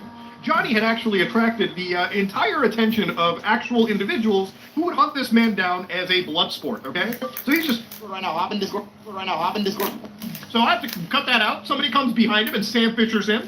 Now, obviously, you know, it's kind of wild when not only are you nationally famous for being a fucking nuisance, that you end up being on national news, but it's also crazy when, like, one of the more peaceful countries in the world where, you know, street crimes and assaults are kind of unheard of, Johnny is out there making Yakuza games a reality by getting fucking hunted down like a goddamn animal out in the wild. Johnny was also pretty unable to stand on business. This is what happens when somebody who can absolutely take this man on confronts him, not with violence, but with words. Is that you? Yeah, this you? No. You sure? It's me, yeah, what's up? I got a problem with you, bro. Yeah. My wife is Japanese. Okay. You go there insulting people like that. You know how many people died from Hiroshima joking about that shit? I know. So why are you joking about people? I was drunk. I was drunk. I know how many families suffer, people suffer because of that. You're on the train arrested. I love how it's like, I'm a troll. I'm sorry. I love it when anybody gets pressed like this. It's all you lose all sort of like testicles. I mean, obviously, looking at a guy like this, he would probably rip your balls off if you even decided to like fuck with him in any capacity. So I can understand why Johnny basically like backs off at anything. Anytime somebody comes up, it's always a fold, baby. So for instance, a lot of Japanese media was covering this, and according to Jeffrey Hall, who I've covered in this story in the past, several Japanese news outlets are reporting that American kick streamer Johnny Somali appeared before a Japanese court today. He claimed he was sorry for his actions and he would not live stream again. And ladies and gentlemen, he would constantly be breaking this. You cannot trust anything this man says. You know, like in the beginning of the clip when he was apologizing, at the beginning of the video, one cannot take his apologies seriously. So if he's trying to convince the South Koreans that he's a good reformed boy, this man is a serial recidivist, South Korean government, and just remember that. Even after his case in Japan, when he left the country, after on another individual stream, 2TRLK, he basically had some statements. I'm not going to put the stream up because it's one of those streams where people just randomly jump in, so you just constantly get assaulted by the random user on the side. I will read you the actual transcript from Dexerto here. Who do you think they were asking about the money? How many viewers there are? You think I'm speaking? They asked me, did you go in the construction site? Yes, that's obvious. They have footage. So basically, the Japanese courts had asked him if he was making money in the streams, which Johnny clearly was. So, for instance, Johnny decides to commit what we call perjury, a little bit of perjury, a little felony, a little felonious action, and say that he did not make any money in the Japanese courts. According to him, he said you can't give them a motive. They're going to go to the judge and say he did this for money, which he clearly did. He was a troll. He does this for money. Like in the last video, he pretty much doesn't give a fuck. So anyways, Somali then went up to bring up his trial where he revealed to the judge that he wasn't making any money from advertisers in his video. And he wasn't really making any money at all. So yeah, just lies in court straight up. Now after Japan had basically removed him and he voluntarily left from what I heard, then he decided the next country he was going to go to was Israel. So, of course, in Israel, he decides to do something that is insanely wild. Now, in Israel, there's a place known as the Western Wall, which obviously is pretty holy to the Jewish community, but also even to Islam as well. It's referred to as the Barak Wall. So, yeah, it's a pretty important holy place. I mean, Jerusalem itself is pretty important for, Abrahamic faiths. But, if you look at what he did to the Western Wall, this is what he decided to put in. So he decided to put in his top 3 Jewish people into the Western Wall. So who are the top 3 Jewish people? Well, according to Johnny, it was Aiden Ross, as he's folding this image and sticking it into the Western Wall here. But the next examples are even wilder. He takes out Jeffrey Epstein, who I understand is Jewish. Would I consider him to be one of the best ones? No. Harvey Weinstein, also not probably the ideal Jewish person you want to put in. But he stuck these into the Western Wall, and immediately after, he was also confronted by other people who were here to pray. Oh, no, camera. Hi, we're here. Oh, where's the mirror? Turn it off? Okay. מה הכנסת בתוך הקיר? What did you put inside the wall? Nothing wrong. We didn't מה הוא שם? What did you put inside the wall? Nothing wrong. What did you put inside the wall? A prayer. Huh? Prayer. Prayer? Yes, it's off. It's off. I also like how Johnny just folds off from there. Israel is one thing. I wonder why Johnny doesn't go to Saudi Arabia, goes to Mecca and Medina and makes a fool of himself in front of the Khane Kaaba. Because if he honestly did that, in the next 5 minutes, you would just hear the words Bismillah Rahman Rahim, and they would just grab the nicest sword that they could and behead this dude right there. It would actually be the only Saudi Arabian beheading. The international world would probably be like, congratulations, we get it. Now, Johnny must realize that going to countries where mandatory service is a thing, like South Korea and Israel, this is a country where he literally gets his ass beat again, all right? Not just Japan. The Israelis are after his ass, too. Yeah. Now, if he thought this globe-trotting adventure of getting your ass kicked was going to teach this man about manners, South Korea is a different beast. So what does Johnny do in South Korea? Well, Johnny decides that he's going to make a fool of himself and start kissing comfort women statues as he reaches the country. Now, these statues, if you look very carefully, Johnny is giving them lap dances and treating them with severe disrespect. He's throwing his ramen water all over a table and just throwing noodles. He's getting berated by fucking 7-Eleven of South Korea. God damn, this man's an idiot. And of course, if you look into the situation, right, very clearly, not only does he piss off the people in South Korea, but the comfort woman stuff is no joke. To give you an idea, comfort women in South Korea are referred to as women and girls that were forced into sexual slavery by the Imperial Japanese Armed Forces. So those statues that are just placed around Korean urban centers are literally a grim reminder of the history and the suffering of some of these women in, obvious wartime. If you're any visitor and you go to a country, you probably don't want to be fucking making a mockery of something that serious, right? But again, Johnny gets his clicks and his attention through it. This is his bread and butter. So he's got to do it at this point if he wants any form of relevancy on the internet. The question one must ask, is it all worth it? And obviously it really isn't. People always are like, man, Muda, isn't this what he wants, attention from the video? It doesn't matter if you make a video on Johnny Somali, because Johnny has made a mockery of himself and his actions have basically put him into legal hot water around the world. Johnny not only, basically makes a fool of himself, but any of these countries where, they come across a black guy like every once in a blue moon. And imagine somebody going home from the subway and he's like, I just met a black guy today. And they're like, oh, how was it? Fucking terrible, right? Just imagine that. So not only are you shitting on yourself, but you're making, foreign expats, American expats, Somalians, black people across the world who are, honorable, like good people who just want to fucking be part of civilized society. You're ruining it for them. So anyways, Johnny, after his comfort statue debacle, gets hunted down by actual alleged Navy SEALs. Like I said, South Korea, much like Israel, is a country with mandatory service. And when you got Navy SEAL UDT men hunting you down, it's fucking Jover, okay? It's all done at that point. Now, allegedly, he's got like an actual, bounty, like a 1 million won bounty, which comes around to like $770. Yeah. I have never actually seen this, and if this exists, it is the funniest shit that I've ever seen, dude. God damn. I don't endorse it, but to be honest, I have no sympathy for Johnny because this is a guy that gets himself into serious trouble. Now, obviously, in this entire situation, Johnny ends up getting himself booked by South Korean police. And at this moment in time, it gets even worse. So what's changed since then, and since he's been making these apologies? So we already kind of talked about how Johnny potentially faces like 10 years because of this situation. But according to Japanese, according to a spokesperson from the country, it appears that Johnny is actually travel locked to the nation. So a day ago, it ended up being out that apparently he was indicted on Monday without detention for creating a commotion at that convenience store clip that I showed you earlier. But according to this, there is a travel ban. Obviously, there might not be a case that is currently active, like they're probably still putting together everything, but a travel ban just basically means that he is not allowed to leave the country until basically this matter and all the matters associated with him versus the government of South Korea are sorted. Now, obviously, that translates to this man is fucked. There's no way any country is going to come in, even the American government, after all of his stupidity, are not going to jump in and basically drag this dude's chestnuts out of the fire. They might do it for somebody who's actually clouded up and has actually done something for the country. I don't think they're going to do it for a dipshit kick streamer, but the world is a surprising place. Maybe Johnny might just have the level of cockroach luck to get out in that capacity. But then Johnny decides that he's not going to just stack 10 years, he's going to add 5 and 7 years on top of it. And they might be like, how does this man constantly make a situation that much worse? And this is where a new element of his stupidity came out. Now, ladies and gentlemen, introducing a new streamer here known as Bong Bong IRL. Now, this woman is, a pretty innocuous woman over here, but what Johnny did was create deepfake adult content of her, okay, or just deepfake content in general. Now, enter the streamer Bong Bong IRL. Now, this lady might seem innocuous, but she was unfortunately part of an alleged or involved in an alleged deepfake scenario by Johnny Somali.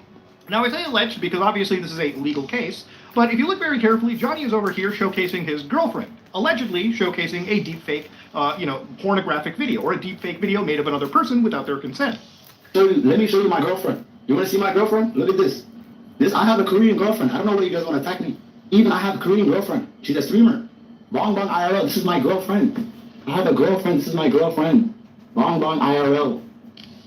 So this seems like it's just a Photoshop right off the bat. I don't know how close these people are. I haven't really researched their connection that hard. But what you're about to see next is an AI video of basically allegedly Johnny Somali kissing this Bong Bong IRL. So I don't know if I can show this to you because it's deepfake produced stuff. But in general, they go in for a smooch. And of course, just to go it a little further, if you look into the bottom right of this clip, you can see that there is a tag for something known as Muo AI. So it's an AI tool that's just used to take an image, you give it a prompt, and it tries to make sense of the image. So that's how people made deepfake kissing videos of this person. Now, whether it was Johnny who made this, or it was somebody in his community that decided to do it for a laugh, Johnny inadvertently, in his live stream, allegedly distributed this image. Now, according to this one clip that I found with Bong Bong, what had actually happened over here was she had apparently went and reported this to South Korean police, which I guess, apparently kickstarted this whole process. Now, if it's one thing you have to understand about deepfake stuff, is South Korea has had this banned, from what I understand, is September 26th of this year. So South Korea revises its law that criminalizes deepfake pornography. So now it's not just illegal to create and distribute lewd digital material, but also even to view it. So anybody that is found to possess, save, or even watch this content could face up to 3 years in jail. So if you even download this stuff or, just view it on your own, willingly, then you are actually facing literally 3 years or a $22,000 fine, which is a very, very heavy penalty just for those 3 points. So where Johnny actually faces 5 to 7 years is when you look very carefully into this law, the sexually explicit deepfakes, and one could maybe argue the explicit nature of, getting 2 people to non-consensually kiss on a screen or an AI video, with the intention of distributing them, is punishable by 5 years in prison or a fine of 50 million won, which comes out to be $37,900 under the Sexual Violence Prevention and Victims Protection Act. Now, looking into an amended version of this law, if you possess this stuff, it's punishable again with those 3 years in prison. The maximum punishment for those who produce or distribute, even if you stream an image on the internet, if you didn't produce it, deepfake content could increase from 5 to 7 years in prison, effectively making this guy spend, if all charges are maximally applied, you're looking at 17 years in jail, okay? So again, people are like, why would you give this guy more attention? The reality is, it doesn't matter. This dipshit is already on national authorities' radar. He has ruined his fucking life right here, and this might be the 3rd time. The final strike is already done. People are like, 1 strike, 2 strike, 3 strikes, you're out. South Korea was in fact that 3rd fucking strike. And again, look, South Korea is not a country that's new to make an example out of this. South Korea has had a case literally as of, in 2020 with the Nth Room case that we actually talked about, where literally there was a Telegram room from 2018 to 2020 where they were selling actual exploitation videos of victims on Telegram channels. Not even the dark web, literally on Telegram, right? Like, you've got individuals who are accused of blackmailing dozens of these women, taking exploitative videos. This isn't even like deepfake related stuff. And of course, some of these women would even be minors, and this would be distributed to people who would pay via cryptocurrencies. It's a really fucked up case, a really dark case that showcases just the level of depths of depravity some people will go to when distributing this kind of illegal shit. Now, when it involves things like deepfake stuff, obviously South Korea wants to really combat that, because it can become a very massive issue. Another issue that you may not have heard of was back in May 20th of 2024, this year, a man was arrested for allegedly producing, distributing, and possessing AI-generated images of minors engaged in explicit conduct. So, according to the United States Department of Justice, a Wisconsin man was arrested on criminal charges for an alleged production, distribution, and possession of AI-generated images. So, this didn't involve, like, directly, a minor. But as you understand, AI-generated anything involves using material that comes from actual abuse, at least in this case. Because AI doesn't generate out of nowhere, it generates based on data that it has gathered and inferred on from the past. So this person, Stephen Anderegg, was basically allegedly using text-to-image generative artificial intelligence to create thousands of realistic images of minors. Many of these images were, again, incredibly adult, incredibly disgusting. And the thing is, the United States Department of Justice did not care if these were AI-generated images or real, because as long as they appeared to depict a minor, for them, it was a matter of protecting children. In the United States alone, a federal grand jury will return an indictment on May 15th, charging Anderegg with producing, distributing, and possessing obscene visual depictions. If convicted on all 4 counts in that indictment, he faces a statutory maximum penalty of 70 years in prison and a mandatory minimum of 5 years in prison. So I really kind of hope for a sick fuck like this, they really get the administrative max, but the U.S. justice system will decide that, not me. So that shows you just how serious deepfake and AI-generated material, especially when it is sexually explicit, has become. The entire world is kind of on different footing, but generally, most people can agree that there needs to be legislation for this. To tie it back to Johnny Somali, though, this is a fucking idiot that doesn't think about what he is doing. He just does shit because he's quote-unquote a troll, and he doesn't give a shit. But this is what happens when you don't understand the laws of the country you are supposedly being a douchebag in. He goes to South Korea, breaks the fucking law, and expects maybe he can weasel his way out of it. But not in this case, ladies and gentlemen. I think for once we can say that you're finally going to see an IRL live streamer finally, and I mean finally, face some real goddamn consequences. And it's about damn time. This guy has been making a mockery out of basically anybody in the Western sphere. Like, we all kind of look like idiots because of this fucking, traveler across the world. I mean, at the end of the day, it reflects poorly on Western individuals, but also it reflects poorly on black people, Somalian individuals, Muslims, whatever, right? Anybody that is intrinsically attached to this douchebag. And for once, being a troll does come with consequences. It's like what people say with freedom of speech. I'm glad that there is freedom of speech, but there's no freedom of consequences, okay? Shit can happen to you. And shit is clearly happening to Johnny right now. So will South Korea make an example of this guy?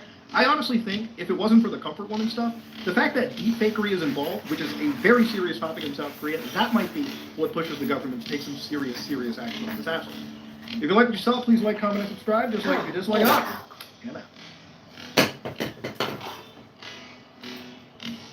Communication is an essential part of my job.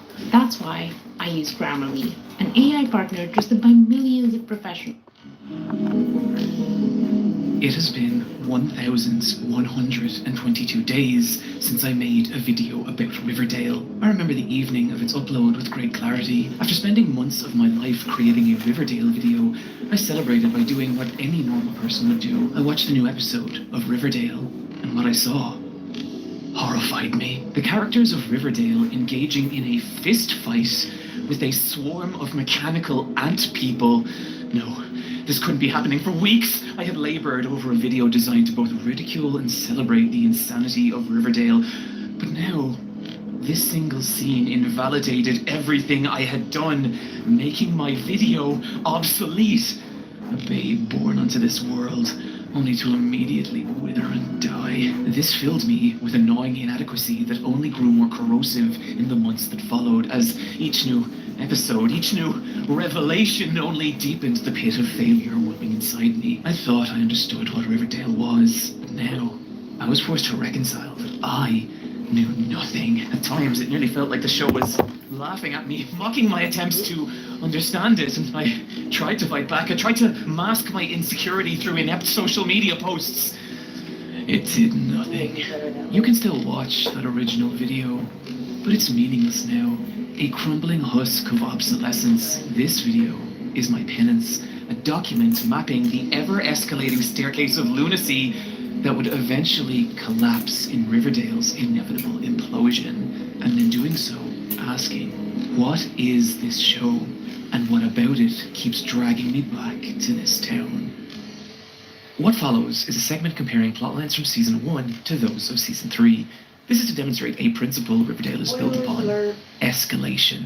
Season 1, Archie can't decide between Betty and Veronica. Season 3, after escaping a prison where he was forced to compete in an underground fighting tournament, Archie is mauled by a bear before spending the night with ghosts. Season 1, Jughead joins the school newspaper. Season 3, Jughead encounters a haunted Dungeons & Dragons game that mind controls people into drinking poison. Season 1, Cheryl is sad over her brother's passing. Season 3, Cheryl is kidnapped by a group of evil subterranean nuns called the Sisters of Quiet Mercy. Season 1, Betty's mom is mean. Season 3, Betty's dad is a serial killer. Season 1, Betty likes Archie, but she doesn't know if he likes her. Season 3, Betty's brother is also a serial killer. Season 1, Betty throws Jughead a party. Season 3, Betty's long-lost half-brother is in the FBI and hunts serial killers. And is also a serial killer. Season 1 villain, Chuck, the mean jock. Season 3 villain, the Gargoyle King. Season 1 storyline, the gang learn to accept that their sleepy little town might not be so peaceful after all. Season 3 storyline, the gang learn to accept that everyone they have ever known and loved has been indoctrinated into an organ harvesting cult that was rapture bombed out of existence only to as well as laying the narrative groundwork to seed future storylines later on. But swerves let us temporarily circumvent.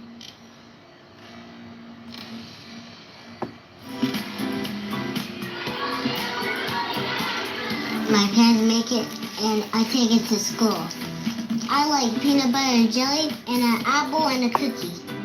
In 2024, people are more diverse than ever. People are coming from different backgrounds, ethnicities, races, and all these things coming together to be on one singular internet. Now, the last thing we want to do is disrespect people, whether it be unintentional or intentional. Because we have to connect with each other and be next to each other on this here great internet, we do not want to get off any nasty behaviors. But there's this ongoing trend on the internet that I like to classify as racism for clicks that, for the life of me, I just don't understand why it exists. Now, we've all seen what I've been talking about before. It's those people that do know about what is or is not racist, and they have other people who don't know say racist things, or those people that do know the things they are saying or are doing is racist and just use it as some sort of engagement or rage bait, or potentially those from adjacent communities or ethnic backgrounds, cultures, or whatever that may not understand the true severity or don't care because they can always just get underneath the bridge by saying, it's okay, I'm Haitian or I'm X, Y, and Z. Now, I know you've all seen things like this happen. Say it after me. Repeat after me. Okay. Nigga, please. Nigga, please. Now, before you get in this comment section and say, a word is a word, Omar, who really cares? Stop. That's not what this is about right here. Now, it's clear this woman is a white woman, and it became clear later on that she was of Russian origin or something like that. She's not really from the country, so she doesn't know the magnitude of the word. However, Kai Cenat in this example does specifically know who this person is, what the word means, and what it can do. And it's kind of weird being in front of this room full of white guys who also know the severity of the word, having them snicker and giggle about it. Now, they all could be Russian for all I know. But ultimately, we know what's being done here. We know that racism against black people, the word nigga, is being used to gain some sort of clicks or traction or views. And speaking of Kai Cenat, he has brought on one of the biggest perpetrators of this specific type of act. You know him, you love him. I'm talking about Ray. If you don't know, and I'll probably have this story wrong, but Kai Cenat met this friend named Ray over in an Asian country and decided to take him underneath his wing. And it became abundantly clear that Ray was just totally immersed into American culture. Hey, you gonna crash out, Ray? Huh? You gonna crash out? Oh, wait, y'all the same height. I'm gonna Ray's taller. Why the same height? He's stronger, Ray. Wow. Y'all the same height. Oh, yeah, because you can't do stuff like that. We are the bomber clap monkey. Get out of bomber clap. Fuck yeah. But it became ever so clear to me that a lot of the situations in which Ray or maybe even his classmates were put in, they really don't even understand the context or severity of what they're saying. But it seemed like streamer Kai Cenat does. What's up, my nigga? Yeah, nigga. What? Oh, man. Damn. He's just like, you just said it. Say sorry. I'm so sorry. So say sorry. Say sorry to them. I'm not going to give Kai any indictment here because I don't think that he thought he would say that. Nigga is a part of his vocabulary, and there's a conversation for a different day about who can and who shouldn't be saying the word, which we'll probably have later on. And I would like to chalk this off as like a one-off situation, but it's becoming abundantly clear that ever since Ray has come over to the United States or has hung out with some of the AMP guys or whoever in America, that this word has just become part of his everyday vocabulary. He's a bitch. He's a bitch-ass nigga. You know your bitch on us, right? And again, maybe he's learned a little bit more since he's moved over here, but I think that Ray believes that this is just a part of normal American slang, vernacular, or whatever's going on. This is what the community that he is being around has taught him. I don't have any indictments on Ray. It's more so about the people around him who know what this is doing for the perception of Ray to certain people, etc., etc. They know that this word is a word that he should not be saying, but coaxing him into it or continuing to not acknowledge the fact that, hey, Ray, you should not be using these words, educating him on what this means, is doing him a disservice if he goes goes out there into a place in a space in which he should not be using the word. And I know that they've had some sort of conversation because he's getting to the point where he's begging to say the word. What you said, nigga? You want to? Fuck you mean you want to? Honestly, I think that these people should be taking the Black Boy Max approach in this regard when people say the word nigga around them that think it's just a part of their culture or feel like this is just something that they can say because they're in these environments. Black Boy Max quickly shut down somebody who was in his room that was of Asian descent saying it around him and his people because they thought that it was cool. Go get some money. Stop hating on me. Go get your fucking bank account. Is there money in there? No. No, nigga. Now, if you remember correctly, that girl got completely kicked out of Faye's house, all that stuff like that. And I don't believe that she's as ignorant as Ray is in these situations, so I'm glad that they handled that the way that they handled it. But we really got to start taking a deeper look at the people that know what these words are, know the severity of them, but task those that don't know what these words are and don't know what the severity is and have them say it. We can call it internet culture all we want in this video, but that isn't right. Now, we've got to move on to the main culprits in this conversation. Those that are probably bigger perpetrators than the people that we previously talked about is those that do know the severity of these words, do know the severity of their statements, but then decide to continue to go on with the racist or xenophobic actions because they know it's some sort of engagement bait. Some of the nastiest culprits are the people that delve out these passes. You know what you're doing in these conversations, and I really don't even have to touch on it. It's honestly disgusting work what you're doing, especially when you have these people who are willing to do anything for clout, and they take whatever you're giving them because you have the appearance of being cool or whatever the case may be, and they take it to heart and use it. I think that those people on both sides should be reprimanded, but I hate to see stuff like this happen. Now, why are we celebrating somebody black, giving somebody not black the N-word pass to go ahead and say the word nigga as if it's some revolutionary, freeing experience? And yes, you saw that right. The main perpetrator of things like this is Sneeko. Now, the reason why Sneeko feels like he can delve out or be the delegator of who says the word nigga or not is because he is half Filipino and the other portion is either Haitian or some sort of North African or something like that, which technically makes him half black. He's a mixed person. However, this is where I have to educate a little bit. From my understanding and what I know to be true, to be honest with you, is that the word nigga is a word that has been used long as time has been started for black people. But using it or claiming it for some sort of term of endearment or camaraderie or something that a friend will call a friend is something that is unique to African Americans, meaning Africans who became slaves in America and who lived through American chattel slavery, emancipation, Reconstruction, the Civil Rights Movement, all those things. It was about the 1960s, 70s, 80s when it started being a term of endearment and a claiming back of those words. Why I say that is because no other culture or ethnic background for all these other groups of black people did any sort of work to reclaiming the word for anything positive. If you ask the grandparents of the Haitian generation, if you ask the grandparents of the African generation, none of them look at the word nigga as some sort of term of endearment. That is a very much no-no word. But because these kids have become Americanized and modernized, they feel as if it's okay for them to delve out the word nigga any way they see fit because they're black. And so you have Sneeko sitting around either dishing out N-word passes or letting it fly by people who he knows shouldn't be able to say it, but because he is black, he is the one who gets to dish out and delegate who gets to say the word. What you been up to? I don't know, kind of just focus on money and stuff right now. Not as much just like stupid viral clips, you know. Well, I mean, I did say like nigga in the video. And what the? 20 million views, but. Oh, nice. Farm black people for clout, respect. So if you want to make 6 figures, just say nigga once a day. She did nothing wrong. What, she made it like a joke on TikTok? How many Instagram videos, how many videos do we see of black girls and of like Spanish girls making fun of white girls all day long? Girls get on Instagram and then start twerking and talking about dancing to Sexy Red, which has more of a net negative. She said, nigga, so what? Well, what Sneeko doesn't understand and the other people who cling on to their half-black identity don't really understand in this conversation is that when you allow these things to fly, you create this super slippery slope of people doing stupid things like Master Oogway, who claim to be only a part black in order to say the word. Guys, it was just a word. All I did was say the word nigga. Or any of these other racially ambiguous people using the word to kind of rage farm and engagement bait anybody else by saying the word or threatening to say the word and then having to do weeks and months of backflips to convince people, hey, I'm black so I can say it even though I don't look back, trying to be all cutesy and whatnot.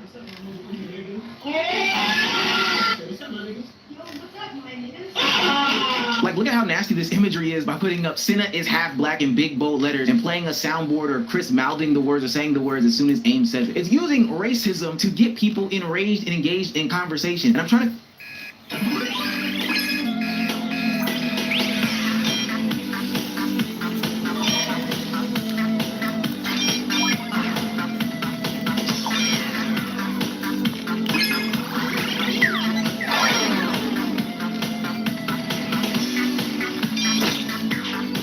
Get your blood in the game and unlock the cheat code to a better day. Donate blood today and save up to 3 lives in 1 hour. I would even sit on it, but I want you guys to think of this. So I'm not going to sit on it. GoDaddy Arrow can get my business online in minutes with AI. Let's see. Ooh, I like that logo. Let me just change this. Nice! This is fast. product descriptions don't figure out why are we here at this place in Space and Today in Comedy. Like, why are we getting the hard R tatted on us because we're low-key racially ambiguous and nobody can really verify, so we can just go ahead and say the word. And what I mean by create the slippery slope is now because you've unleashed the beast, gave out all these N-word passes, told this person and that person it was okay, now you have all these other legitimately non-black, whether it be half or whole, people saying these words any and everywhere because, hey, it's okay. Blueface and Sneeko gave me an N-word pass. You calling the food in 6 days. Ow, stop! You just scratched the fuck out of me, nigga! Like, it almost even sounds forced when you say things like this. It doesn't even sound like you genuinely mean it in the way that it has its intention or meaning in today's society for black people to black people. And don't get me wrong, this doesn't just exist between people that are trying to attack or be mean or negative towards black people. It also exists with black people, white people, and other races or ethnic backgrounds as a whole. Like when I Show Speed was at a soccer game and did this to an Asian man. Why you got an Argentina, bro? Konnichiwa? Konnichiwa? Chinese? Konnichiwa? Argentina? Trust me, with the rise of international and national mixes and flavors, you know, people crossing boundaries and borders, the xenophobia is also at an all-time high. Like some of their stances make zero sense as to what's actually being talked about, like playing the sport versus just getting their shit off. Almost lost to some Africans. And the king had to say, we almost lost to the Ahi tribe. This is crazy. And it's crazy because you would think that in a day like this where people have decided to come together and be tied in with each other's cultures, that we would be tolerant of each other's differences and respect those and then be able to work towards some sort of common goals and not hurt each other. But no, for whatever reason, we still go out here and we still perpetuate the same sorts of nonsense or intolerance or whatever the case may be. And maybe it's just for the views, the clicks, the engagement. But ultimately, this stuff can be totally detrimental and can even cost you your career like it did Ryan Garcia. Fuck you and Muslims and fucking little kids. You're gonna regret saying all of this. Guess what? Guess what? I will never be touched because I'm with God. I'm with Jesus. Now, since that drunken tirade went up on the internet by Ryan Garcia, he has been expelled from the WBC. And rightfully so. There's no need to be Islamophobic or racist or whatever you want to say to all the actions that he said, because I didn't get through all of it. He said some pretty disgusting things. And also a similar situation happened with that one girl who said the N-word while she was making a cake and then tried to grift into the right-wing sphere, but nobody took her seriously because they found out that she had potentially had a black baby and the right-wingers wouldn't even really accept her. Look, I'm not trying to be totally PC here when we have these conversations, or do I even think cancel culture is truly real? But honestly, this is just blatant racism without any real sorts of jokes in here. This is getting people riled up and engaging them into this rage conversation so you can get more clicks and views. And this is also using people who don't understand what's really going on, making them say something to get them in a tizzy about it on the internet. Honestly, it's really low-hanging fruit. I've heard race-based jokes before. Don't think that they can't be done, but there has to be that extra step, that other portion of what I... They better be in the laughing circumstances. Red bugs, what have you been told is literally false. Real black stinks. Jubilee versus reality. Alright, let's see.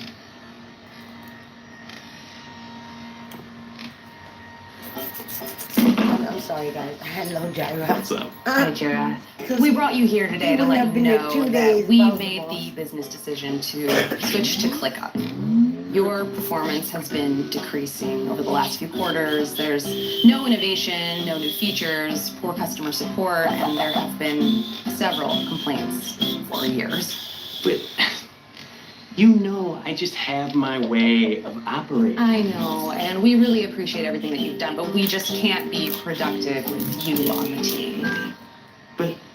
And we gave consideration to the fee hikes, but then there was the server issue, and now you're telling us that you don't have the speed to work with our new projects, and we can't proceed.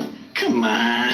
It's not that bad. Well, we need more features, and you charge us for add-ons. Our non-dev team wants to work in a different way, and yet you force everyone to comply with your way only. Yes, and when we want to share data in a new way, you just flat out refuse. And when we want to integrate new tools, you pack up your stuff and you go home. Yeah, so frankly, your replacement, ClickUp, just handles our workload more easily and can do way more. Look, I tried explaining all this in my last update. I know, okay, it's enough. Also, how many times have we caught you sleeping on the job? It's not technically sleep. I'm closing my eyes for a few seconds so I can think about my workflow. No.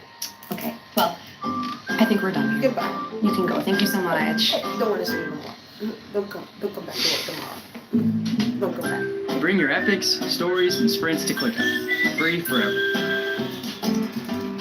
Take all of your add-ons with you. There's just so many back there. Yeah, I'm sure. Because you come with a lot of baggage, Jaira. This episode is brought to you by Wildgrain.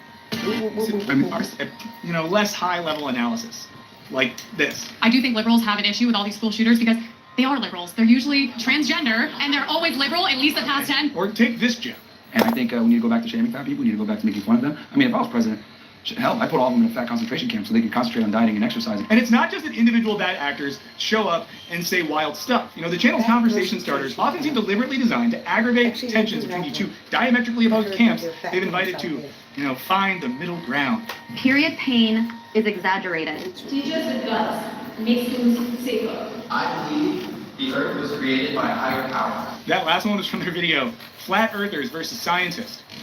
The debate that the world really needs right now. And at least by my reading, the mere existence of this video in their Middle Ground series implies that there's a legitimate middle ground to be found between actual scientists and conspiracy theorists who think the world is flat. So what's the goal here? Well, Jubilee claims to believe in the power of empathy for human good and that they aim to inspire people to embrace empathy. And listen, encouraging empathy is an admirable goal, but I'm not sure if the folks most in need of our collective empathy are those who think that God created Earth as one flat surface, or that fat people don't deserve to exist, or that all school shooters are trans people. So today we're going to talk about how these videos are built upon the problematic and dangerous assumption that within every contentious debate there exists a magical type of middle ground. And that in doing so, they end up validating extreme and hateful positions under the guise of open discourse. Or the other shooting where Kyle Rittenhouse shot a bunch of people during the 2020 uprisings. In self-defense. We see these instances. And that this all builds towards an ideology in which truth doesn't exist, and all we have are people with opinions, some of whom are louder than others. If you're not trans, don't talk about it. It's not your business. If you're a cisgender person, stay out of it. Don't talk about guns. Yeah, we're not talking about that. Okay, before we get into it, I wanted to tell you that the holiday season is here, and so it's time for you and me to start baking delicious homemade favorites with our family and friends. And Wild Grain is here to make you look like a baking expert without all the stress. Now, if you are not familiar with Wild Grain, it's the first Bake from Frozen subscription box for artisanal breads, pastries, and pastas. Wild Grain's boxes are fully customizable to your taste and dietary restrictions. In addition to their classic variety box, they recently launched a new gluten-free box and a plant-based box that's 100% vegan. Best of all, they take the hassle out of baking since all items baked from frozen in 25 minutes or less with no mess or cleanup. In my Wild Grain box, I got sourdough loaf, vaccines are only sort of modifying your DNA to turn you into a super soldier for George Soros. Or if gay people sat down with advocates for conversion therapy, they'd all realize that even though the very premise of conversion therapy implies that being gay is something you should want to convert away from and also has no scientific backing and is dangerous and harmful, maybe, just maybe, sometimes we can have a little bit of conversion therapy as a treat. Now, the idea that ethical positions can be found by arriving at some middle ground between extremes is not in itself problematic. Aristotle argued that virtue is a mean or a middle point between two extremes. So, as Aristotle thinks about it, if recklessness is on one end of the extreme and cowardice is another, then courage would be the mean between the two. As a man of extremes, I've only ever been cowardly or reckless in my life. I've never really been courageous. Or if being cheap is one extreme, throwing all your money around is another, then generosity would be a virtuous mean. So we can ask our Jubilee videos, and especially the Middle Ground series, simply just Aristotelian exercises in determining the virtuous means in a variety of modern moral dilemmas. Yeah, not quite, because while Aristotle tried to find the actual extremes of opposing moral positions, sharing none of your money and sharing all of your money, Jubilee capriciously decides where the extremes are based on what's trending. And their curatorial choices drastically affect where the middle ground is found. For example, if they decide that two extremes are fat people are human beings and fat people are disgusting and deserve to die, then the middle ground is something like, fat people they're less human than skinny people, but I guess we'll let them live.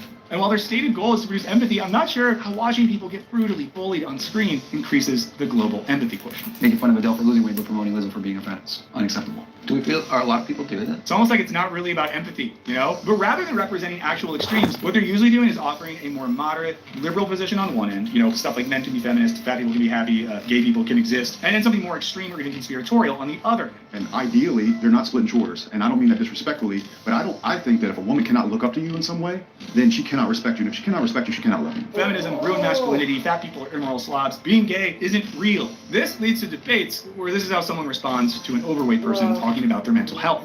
Oh, because they're fat. Ooh, man. There's way worse stuff going out in the world. Versus people saying, oh my God, I'm sad, I'm going to eat some ice cream. It's like, no, dude, it's like, you're fat, you made that decision, you live in the best country ever. If you live in a civilized, first world country where you have electricity, internet power, etc., you deserve to be bullied. It's ridiculous to me that we have all these fat people running around, meanwhile people are being bombed in Gaza. Yeah, moments later, the eloquent gentleman offers his solution for obesity. No, we need to bring shaming back. We need to bring shaming back in so many other regards besides obesity. We need to do it with sluts. We need to shame fat people. We need to shame everybody. We need to do that. And in case you're thinking, well, it's not their fault that this guy said all the dumb stuff. Well, it kind of is, as it's not just some guy off the street. This is the host of a very popular and wildly misogynistic Manosphere podcast that was previously banned and demonetized on YouTube for hate speech. We only get demonetized for 9/11 jokes. He also wrote a book titled Why Women Deserve Less, because that's a real thing. He opened a Word doc or Google Doc or an Apple Pages file, and at the top typed Why Women Deserve Less. And he looked at it and he thought, this is a great title for a great book that I'm about to write as a human being in the 2020s. Great guy. So, why does his perspective on obesity deserve a platform? Well, presumably because it attracts a lot of clicks. In another video, listen to what someone says about Palestinian children being put in jail for throwing rocks at Israeli tanks. The murderers? If you throw a rock, you'll do it. And in a recent video where Democrats and Republicans argue about the 2024 election, a guy who looks like a failed white rapper from Tampa has this to say about women's reproductive rights. Really what it comes down to is a woman wanting to get out of not being accountable for her actions. Let me know in the comments what his rap name should be. Also, let me just note that I'm filming this on November 6th, 2024. So the white rapper guy, he won. He got what he wanted. He got what he wanted. Yay for you, guy whose rap name is hopefully living in the comments right now. In all of these cases, folks who are largely already occupying a centrist position debate against folks on the far right of the mainstream discourse. And this means that the best case scenario is a middle ground somewhere between centrism and the fringe right. Now, of course, Jubilee isn't reinventing the wheel. This approach plays into a larger political fantasy where there's a magical middle ground in which universal ideals bring us all together. That's why we had shows like CNN's infamous Crossfire, which was basically canceled due to one spicy Jon Stewart appearance. But the thing is that you're doing theater when you should be doing debate. We still have shows like NPR's Left, Right, and Center as well, along with a whole host of other public figures who tout liberal centrism as a magical zone of truth. Now, like I mentioned earlier, the channel's newest series, Surrounded, offers a more entertaining and less terrible feeling format where influential right-wing figures like Charlie Kirk and Ben Shapiro get surrounded by a bunch of young folks who take turns standing up for things like women's rights and trans rights and queer rights. But even then, most folks aren't going to walk away feeling deep empathy for Kirk or Shapiro, but rather just glee at seeing them get a taste of their own medicine. And of course, in these cases, no one is clicking to see if Charlie Kirk and, the liberal college students are going to realize their differences don't matter as much as what they have in common. We're just clicking to watch the fireworks. And since I wrote this video, Pete Buttigieg has done an episode of that format, so it's not just weird right-wing guys, it's also guys that were the mayors of small towns in Indiana that ran for president, somehow did pretty well, then got anointed by Obama and Biden to become, Secretary of Transportation, clearly setting them on a path to become a presidential nominee one day, not because people voted for them or like them, but because the Democratic establishment decided that that's what he should do. I love democracy and I love this country. And one of the things that's so dangerous and even deranged about these videos is that they imply that all of the individuals involved have equally valid opinions and deserve a seat at the table. People who argue that publicly funded healthcare is good are taken as seriously as those who think the earth is flat. Someone arguing that women deserve reproductive rights shares equal stature with someone who argues that men are biologically designed to cheat on their wives. Men are designed to want to sleep with multiple women. Doubtless, let me know in the comments if that's real. Seemingly contradictory or even mutually incoherent positions are treated as equally deserving of space in high-stakes debates. And this offers legitimacy to a host of ideas that earn their right to be heard merely by being extreme. Emory University professor Tayari Jones has written that the middle is a point equidistant from two poles. That's it. There is nothing inherently virtuous about being neither here nor there. Buried in this is a false equivalency of ideas, what you might call the good people on both sides phenomenon. But you also had people that were very fine people on both sides. I can't believe that's our guy again. This false equivalency and forced sense of virtue permeates Jubilee videos. And the perspectives shown are further legitimized by the feeling that we're watching people with some level of expertise talk about these important issues. And in fairness, sometimes that's the case. But more often than not, they're just people with opinions that they want people to hear. More cynically, this means they're often grifters and hucksters. Because what matters in Jubilee land is certainly not expertise. Men don't have the balls anymore to just stand up and be a man, be dangerous. A professional truth seeker who's just asking questions has as much right to talk about scientific knowledge as an actual scientist. We're all familiar with the Earthrise photo, right? The Earth is rising over the moon. We're all familiar with it. As a NASA, you can go out to the NASA site, you can download the original, right? I already know what you're going to ask. So you bring up the luminance on it, and you can see where it's cut out and pasted there. Now, science, of course, is grounded in a post-Enlightenment logic in which rational methodologies allow us to access knowledge about the functioning and structure of the natural world. But the logic of Jubilee implies that scientific reasoning is just like your opinion, man. And that if this flat earther also has their opinion, then all the better for the public discourse, you know? Good people on both sides, right? And when these debates become less about seeking truth and more about expressing opinions that can garner attention, well, you're going to attract a lot of grifters. So when someone says this... By the way, Planned Parenthood, the founder, she founded it to eliminate the black race. You're only a few clicks away from figuring out they're just an alt-right grifter who makes a living spouting reactionary talking points, and recently had a podcast debate with another Jubilee star in which she argued that slavery is a matter best left to the states. So if everyone in Alabama wanted slavery back, you'd be okay with that? Sure. If everyone in the state wants it, go ahead. What do I give? After that debate, she called her opponent the F slur. You know, it's hard to not hear the voice of Logan Roy just echoing in your head right here. But you are not. Serious people. Later on in that same video, we get this enlightening exchange. Guess who was the physicians in Israeli hospitals saving lives? They were the Arab physicians. There's Arabs in the judiciary, there's Arabs in the government. Show me that in Gaza.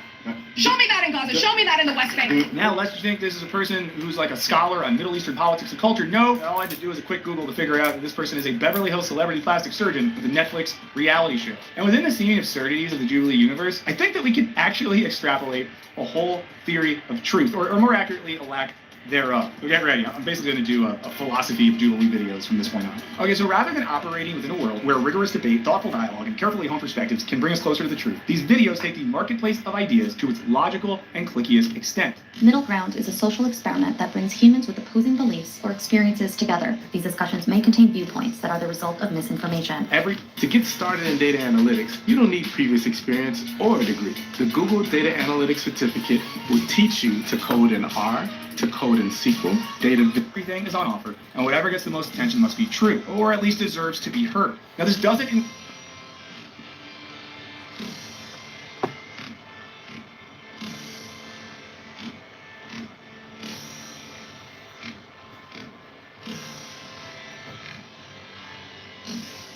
Let's check out YouTube's biggest About 9 months ago, I made a video where I accidentally fumbled my way into this well-known scam called YouTube automation. And although I'm very happy with the way that video turned out, and it's probably the reason quite a lot of you are here right now, I didn't ever plan on making a follow-up to that video, plainly because I thought I'd said all that needed to be said. However, when going back through the comment section of that video, sifting through the barrage of people talking about how offensively British I sound and look, or how I move like a ventriloquist puppet that's been granted a genie's wish, I would occasionally stumble across comments from people like T. Steffi, Frog Pants 3005, Flutterwork, or even P. Wingett 1966.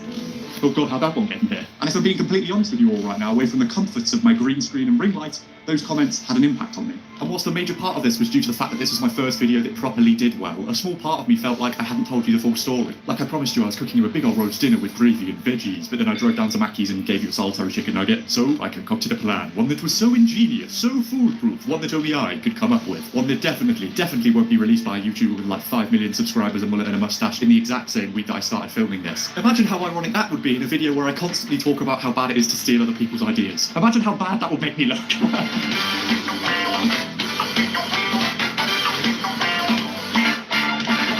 For the next 7 days, I'm going to be listening to the advice of these so-called YouTube experts and building my own YouTube automation empire from the ground up until I instantly become a multi-millionaire, can sip cocktails out of a coconut as my yacht flies directly into the sun. That's what rich people do, right? Throughout the course of the next week, I'm going to be uploading daily on a secret channel to see if this thing actually works. But just in case some of you out there have no idea what I'm waffling about, I'll give you a quick recap. YouTube or AI automation is one of the most popular scams amongst the finance bro get-rich-quick section of the internet, promising those who follow its ways untold riches with very little work. In its simplest form, you'd be taking all the hard work and effort that's normally required to think like a normal human being and pass it off to a wide array of at-home AI services that are literally setting the planet on fire. All you have to do is find a video that's done incredibly well in its own right, copy its script, paste it in ChatGPT and get it to rewrite it for you. Then get some dumb AI nerd to provide a voiceover and edit it, or just go on Fiverr and find people who'll do it for incredibly cheap. And then bada bing bada boom, cocktails out of a coconut as your yacht flies into the sun. Although I may have been one of the only people to actively make money from YouTube automation this year, I need to come into this with a fresh perspective. Like, what if I had no idea about hundreds of thousands of dollars being stolen by these so-called courses that promise you untold riches, or the fact that they hold refunds at ransom depending on whether you give them a 5-star review on Trustpilot? Clearly, I needed some help. YouTube Shorts are making people tens of thousands of dollars a month, and up until recently, no one knew how. Up until recently, no one knew how. So people were just making hundreds of thousands of dollars of not knowing how they were doing it. It makes no sense. People do overcomplicate picking a niche quite a bit. Go on your phone, scroll on Shorts, and find one that is working for other people, and make it better for yourself. So again, another way of saying, instead of doing actual hard work, look what is doing well for someone else and steal it. Everything about these people is stealing stuff. And that's coming from a British person. My ancestry is full of stuff. So I'm like an expert on this stuff. The way to find good ideas is by seeing what's gone viral on either other social media platforms or for other people and adapting it to your channel. For example, the most popular video on my Kimberly Shorts channel was of a guy giving a haircut to a kid. And we took that video from Instagram because it already blew up over there. He took that video from Instagram. So he's just admitted to stealing someone else's video. Oh my god. How does YouTube let this be a thing? How is this a thing? How is there not like a sweeping copyright change that kills all of this? It makes literally no sense. Now, most people fail when it comes to this type of business for 3 reasons. The first is from burnout. The second is from not using the right tools. And third is from not being consistent. And fourth is because all of these videos get copyright claimed by YouTube and you make no money from it. That was a thing that I didn't say enough in my video that went big on this, was how none of this makes money. This will not work. The reason it bugs me so much, as I said in the last video I did on this, is the fact that there are real people falling for these things. They are giving these people tens of thousands, if not hundreds of thousands of dollars to run channels for them because they profess that they know what they're doing when all they're doing is stealing other people's content and just writing text above them. Truly ingenious. Well, I was convinced. I was caught hook, line and sinker. Just like those people who go on a gap year and rediscover their sense of self, I was sitting in a dimly lit room on Halloween Eve and I could finally see the rest of my life unfolding before me. Welcome to the first day of the rest of my life. Looking for a better way to TV? Well, meet Philo. Philo's the best of live TV. Wow. And premium channels. And free channels. Feels like a dream come true. And a giant... Full of positivity and belief in my newfound career path. But first, I want to destroy the misconception that people think shorts don't pay any money. Shorts pay no money. This guy's waffling. Unless you get billions of views, shorts pay no money. I used my new wisdom to create a channel that I thought had the best chance of succeeding where no one else has. Minecraft Spooky Stories. Cut me some slack, this was the day before Halloween and all things ghoulish were on my brain at all times. After being served some incredibly lackluster channel names, I used something moderately more powerful than a browser extension, my beefy brain, moderately. Tales from the Shaft. No results found. Are you allowed to have a shaft? Blockmares. That's cool. Like nightmares, but with block. Doesn't exist. There we go. That's a cool name. We'll do that. Okay. Create a channel. Okay. For the picture, I don't want to use AI to make the images because I think that's just stupid. If I can get just like an image of an Enderman that's like in the game. Look, if we do this, so this is going to be quick and easy.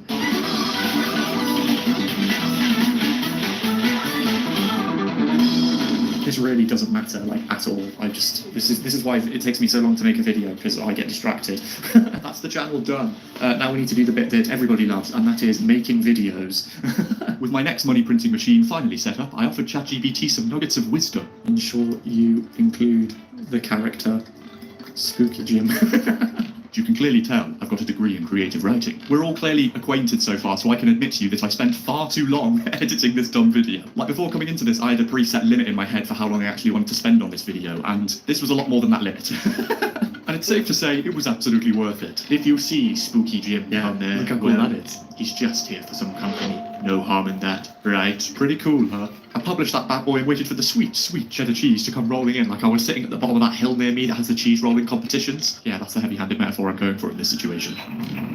I have had a brainwave. Don't mock this. I've only just got out of the shower and it's 11 o'clock. Don't judge me, I didn't go to bed until 4 o'clock last night because I was thinking. Clearly you can tell I'm absolutely glowing off the rip-roaring success of 27 views. And I think I know why. A constant thing that's brought up when any of these so-called YouTube gurus wax lyrical about the wonders of YouTube automation is, as Sleep Deprived Henry just said, it's because you don't have to use your face, or more importantly, your voice. Noah Morris and Caleb Box run several YouTube channels, raking in millions of dollars without ever stepping in front of the camera. Every single one of these so-called gurus constantly profess how easy this business model is. This is one of the main reasons so many people fall prey to this particular scheme. It preys on the insecurities of those who always grew up watching the site and deep down wanted to be a YouTuber, but never had the confidence to waffle in front of a microphone, stand in front of a green screen, or set up an iPhone camera. So for day 2, I decided to take this to heart and employ some of the tactics recommended by one of the platform's most prolific YouTube automation blazers. This YouTube Shorts channel gets 33 million views per month, and they only have 11 videos on their channel. In this video, we are going to be copying them. We're going to be copying them, so just open with your cheating. It's all AI. It's all children watching this. Let's see actually what this channel's doing. Oh my god, it's just one of these videos. Oh my god, it's just one of these videos. We don't want to be creating videos, though, about things that nobody cares about. My god, we're literally watching him copy and paste from Wikipedia. These animals right here and probably make 60 to 100... Do you think these people are happy? Whenever I watch these things, this man, there is sadness behind his eyes. He looks so upset. This is what his life is. I know most of you out there are going to be saying things along the lines of, this is unbelievable garbage, how do people even click on this thing? But to me, this is art. I hope you understand I'm being sarcastic. In the most heavy-handed way that I could, I tried to go full YouTube automation for this day, by applying what was seemingly working for someone else, ignoring every possible downside, and nicking everything successful for my own benefit. After yassifying these Minecraft mobs and doing some editing that wouldn't look out of place in a Microsoft PowerPoint presentation, I whacked some copyright-free funk music underneath from one of the websites the YouTube gurus recommended, and called it a day. I truly don't know how this could possibly fail, other than the fact that it's not good content, copyright violations, and it's not good content. Those are minor things. This time tomorrow, I'll be a millionaire. Experience the power of AI content creation and the intelligence of AI analytics in a single solution. Adobe Gen Studio for Performance Marketing lets marketers create their own on-brand ads at unprecedented speed and scale. Real-time insights show exactly where and why your content performs, so you can optimize. So, I think it's time we address the elephant in the room. Folks! Late last night, when I was dozing off into Sleepytime Junction, I noticed that a small up-and-coming YouTuber that a few of you might be aware of, called Curtis Connor, uploaded this exact video, the one that I've been working on for 2 months. I'm definitely not annoyed by this, definitely not. It's not like throughout so many times in this video already I've said something along the lines of, make sure you don't steal other people's videos. And now, it's going to look like I've stolen someone else's video.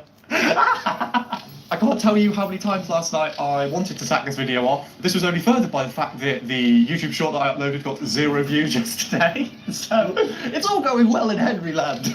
The one tiny benefit I have is that you can actually see when I've uploaded the videos, so you know I'm not waffling. It just happens to be that a YouTuber with nearly 6 million subscribers beat me to the punch, which definitely isn't incredibly infuriating. And although last night I was unbelievably depressed and wanted to sack this video off, I had a little bit of a brainwave. Although I may have initially been a bit peeved by this development, it actually gave me a new lease on life. You see, throughout the majority of this video, I've secretly been preying on the downfall of every video that I've uploaded so far, because I want to prove that this entire method is a big old stinking pile of garbage. However, thanks to the mulleted man, I have a new goal in mind, to crush him and everything that he stands for.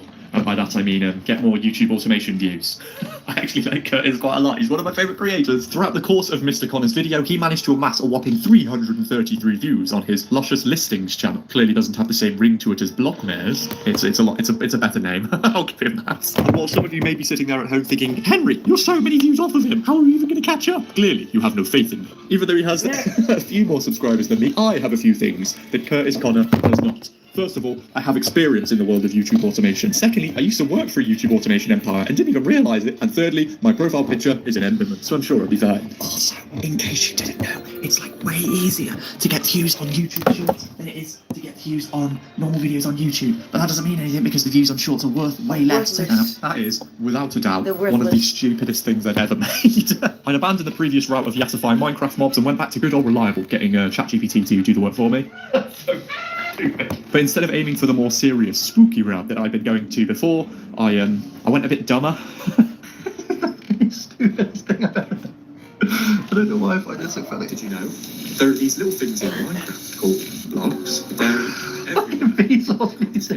This is by far and away one of the dumbest things that I've ever made. And I used to make Let's Play videos, so that's really saying something. I say we all ought to. Oh yeah. If you thought I'd already hidden a rough patch, this is where things take a little bit of a turn. As you can tell by the fact that this version of Henry is introducing Day 4 and not sleep-deprived Henry inhaling a cup of tea, Day 4 didn't go too well. Basically, this was an accumulation of a lot of things going wrong for me all at once. My magnum opus flopped harder than Bruno Fernandes in the penalty area. My channel had been flagged from using that copyright-free funk music that the YouTube guru recommended. And to add insult to injury, I had somehow been copyright struck by myself. I didn't even think that was possible. You see, throughout the course of this video, I haven't only been uploading videos on the Blockmares channel. Using all that I could remember from my high school science experiments, in order to make this experiment as airtight as possible, I've been running 2 other channels independent from the one that you're familiar with. This was so I could accurately gauge the success of YouTube automation as a method when compared to basically just uploading any other type of YouTube short. In doing so, I chose to upload some of my old unlisted YouTube shorts on this channel called Zach George, and unknowingly copyright struck myself. Clearly YouTube automation was rubbing off at me at this point because I was getting so desperate for views, I started stealing my own content. Because of this, every single video that I uploaded on this channel went absolutely nowhere, rendering this part of the experiment completely useless. However, the other channel that I made that I haven't introduced you to so far was called Clumpit. In comparison to the other two channels where I was uploading every single day, my plan was to only upload once on this channel to see how upload schedule impacted success. And somehow, this has been the most successful video that I've posted so far. Really? Do you want the check? No thanks. I'd rather have some baked beans. That's a baked bean moment. Beans. That's a baked bean moment. Beans. First big thing that I remember as a kid was bacon and beans. But you have to admit, it is a good video. It's so stupid. Once I finished day one, I just sat there for about 10 minutes just saying random brain rot sentences that I thought would make a YouTube short, and this sort of happened. Baked beans. Beans. That's a baked bean moment. What is the bro moment? Oh, this was, I don't know why I thought this is horse. Horse. Dude, that's so fucking... What's that even mean? A video about beans has been more successful than any of the advice given by these YouTube gurus. What's the point in any of this? So with my mental state completely and utterly shattered, I retreated to the methods of day 2, thinking that the reason that they flopped so hard was because of my own idiocy rather than this entire method being complete and utter garbage. And then after whacking some more yassified Minecraft mobs into another PowerPoint presentation, I uploaded it and called it a day. Day 5, and in more fantastic news, we have generated our first like somehow. So I guess everything's looking good, but still a fat O on the subscribers across all 3 of the channels. And I know some of you will be sitting there at home saying, well, you haven't gone seriously enough, you haven't tried to succeed. Yeah, but if the right. only way of this entire method succeeding is by stealing someone else's content, which isn't my own, that's not a reliable business venture. This isn't going to work. But even if you do start making money with this stuff, first of all, it's not going to be consistent. You aren't guaranteed views across anything on YouTube. And second of all, even if you do start making any form of income, YouTube are going to realise that you're stealing content and you're going to get a copyright strike. I got a copyright strike on my second video. My first video got 40 views. This is why these gurus sell courses and newsletters, because it's the only way they can generate any form of consistent income from this get-rich-quick scheme. This is also why in any of the videos that I showed on day 1, or any tutorial on how to do YouTube or AI automation, the channels that they use as examples for what to do all stop uploading. Don't be dumb like this channel and just upload 11 videos and hope that you're going to get views. And again, the reason that channel's only uploaded 11 views is because the channels are probably demonetized and there's no reason to keep uploading on them, because clearly they don't make YouTube shorts for the love of the game. You cannot make consistent income stealing other people's content. That is, of course, unless you're a big enough YouTuber and you can just make a React channel. So maybe that's the YouTube automation scheme everybody should be talking about. Just put 7 years into making a YouTube empire, and then you can just print money by making a 5th or 6th channel. I should also add for the next year that much. So today really is my last day that I will have to record most things. So I sort of need to get a move on a little bit. Throughout this challenge, I've constantly tried to adhere to the rules set by these so-called YouTube gurus, but on day 5, unsurprisingly, I'd hit my breaking point. So from here on out, I was going to do things my way. So we're back to the drawing board again for day 5. I think we're at day 5. I literally just recorded that bit over there and I've already forgotten. Today I'm thinking more along, do you know those videos you see where it's just people jumping on blocks in Minecraft and then it's like a Reddit story reading over the top? Instead of just reading out someone's Reddit story, I'm going to do something different, because again, the only content I want to steal in this video is my own. What stories are interesting enough that happened in my life that are like PG acceptable? I guess my whole family thought I died when I choked on a Kinder Egg when watching the Cheetah Girls movie, but that's not really that interesting. It was just me being an idiot choking on a Kinder Egg. I guess there's the beagle story. As a tiny child, I was brought along to a local farming show and we stumbled upon a show ring where a bunch of beagles were running about playing with children. The announcer wanted some more volunteers, so aimlessly I wandered in, and immediately the beagles took an immense shine to me. So I started running around and playing with them. However, this caused things to take an immediate turn for the worse, as it caused them to go into this weird pack mode frenzy and they started following me around at full sprint. The announcer then started commentating on this thing like it was some forgotten gladiatorial event. The crowd were going mental. Meanwhile, I thought I was about to be pounced upon by a pack of wild dogs, because how could I tell the difference? I was a dumb, stupid child. The worst part of all of this is that the show ring was easily exitable at all times because it was just a fence. But I was too terrified to realise that I could have left at any point. I had to wait for a random stranger to come whisk me out. Now you can see why I constantly call myself stupid. There is no common sense in this dumb melon. So basically what my plan is to do, because this isn't very YouTube automation-y, is I'm going to sort of put a basic outline of that story into ChatGPT, and I'm going to get them to rewrite it into a script. It may embellish or make stuff up, so we'll see, and we'll see how reliable this is. And to my surprise, it actually did all right, minus a few things. It's one of those classic wholesome scenes, barn animals, funnel cakes, the smell of hay in the air, the works. All of that is absolutely incorrect. PatriotSoftware.com, accounting and payroll, keep your time and money.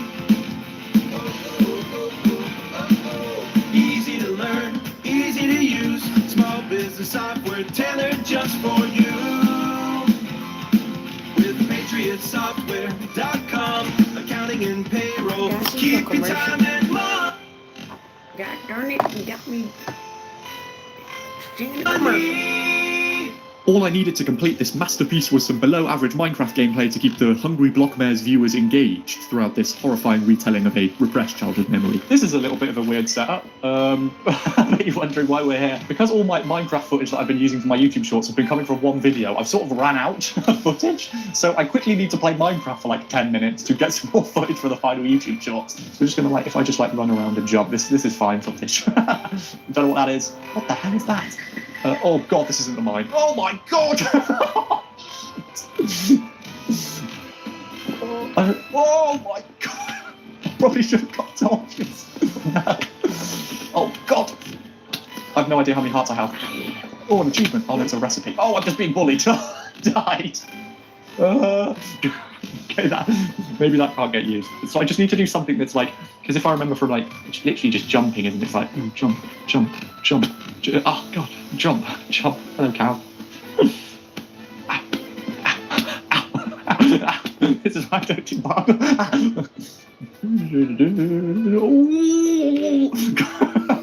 I called it a day and began to hope and pray to the gods and goddesses of YouTube automation that my luck would change. And strangely enough, something happened. Progress has been made. I woke up about 5 minutes ago, so don't judge me or my voice, because I've got to leave very soon. But I just happened to check the channel overnight, and randomly at 3 o'clock in the morning, it got like 70 views. What's the most hilarious thing about all of this is the one video posted on that channel that you could easily debate and say is not YouTube automation, because it isn't. And it's worked. So if anything, this is just proof that YouTube automation doesn't work. As I wasn't around too much on day 6 and 7, both of the videos had to be made in advance, with past Henry completely oblivious of the overnight success story he was about to become. I mean, 70 views, that's like enough to topple an empire. After an incredibly rocky start, things were finally starting to pick up. Although the agenda for day 5 was far away from the worlds of YouTube automation, for the 6th video I decided to once again use this website to entirely control the words that came out of my mouth. Using my prior nightmare as inspiration, I asked ChatGPT to come up with a more engaging, inspiring story that I could once again shamelessly put over some below-average Minecraft gameplay. So imagine this, it's summer vacation, I'm about 8 years old, and my family decides it's time for a day at the zoo. Apparently some kid had left a gate ajar, suddenly a mini goat stampede comes barreling out, and the chaos is mental. I'm just standing there, map in hand, realising this was probably not the shortcut I'd imagined. As you can tell, it wasn't the most breathtaking story. Instead of little me getting hunted by a pack of baby beagles, ChatGPT thought that I should get trampled by a bunch of runaway goats. Or as I so lovingly referred to it as, it's basically the good ending of the Harambe story. Later that same day. There you go. I've just come back. What? How's that happened then? How have 11 of you freaks liked it? Ignore the 5 dislikes, it should be way more. What's going on? Something funky was happening. I don't know if you could tell by how high-pitched I was getting, but I did not expect this. I even managed to get my first comment, and it sort of vaguely sounds like a bot, so that's a win. And by far the funniest part of all of this was that every video that I made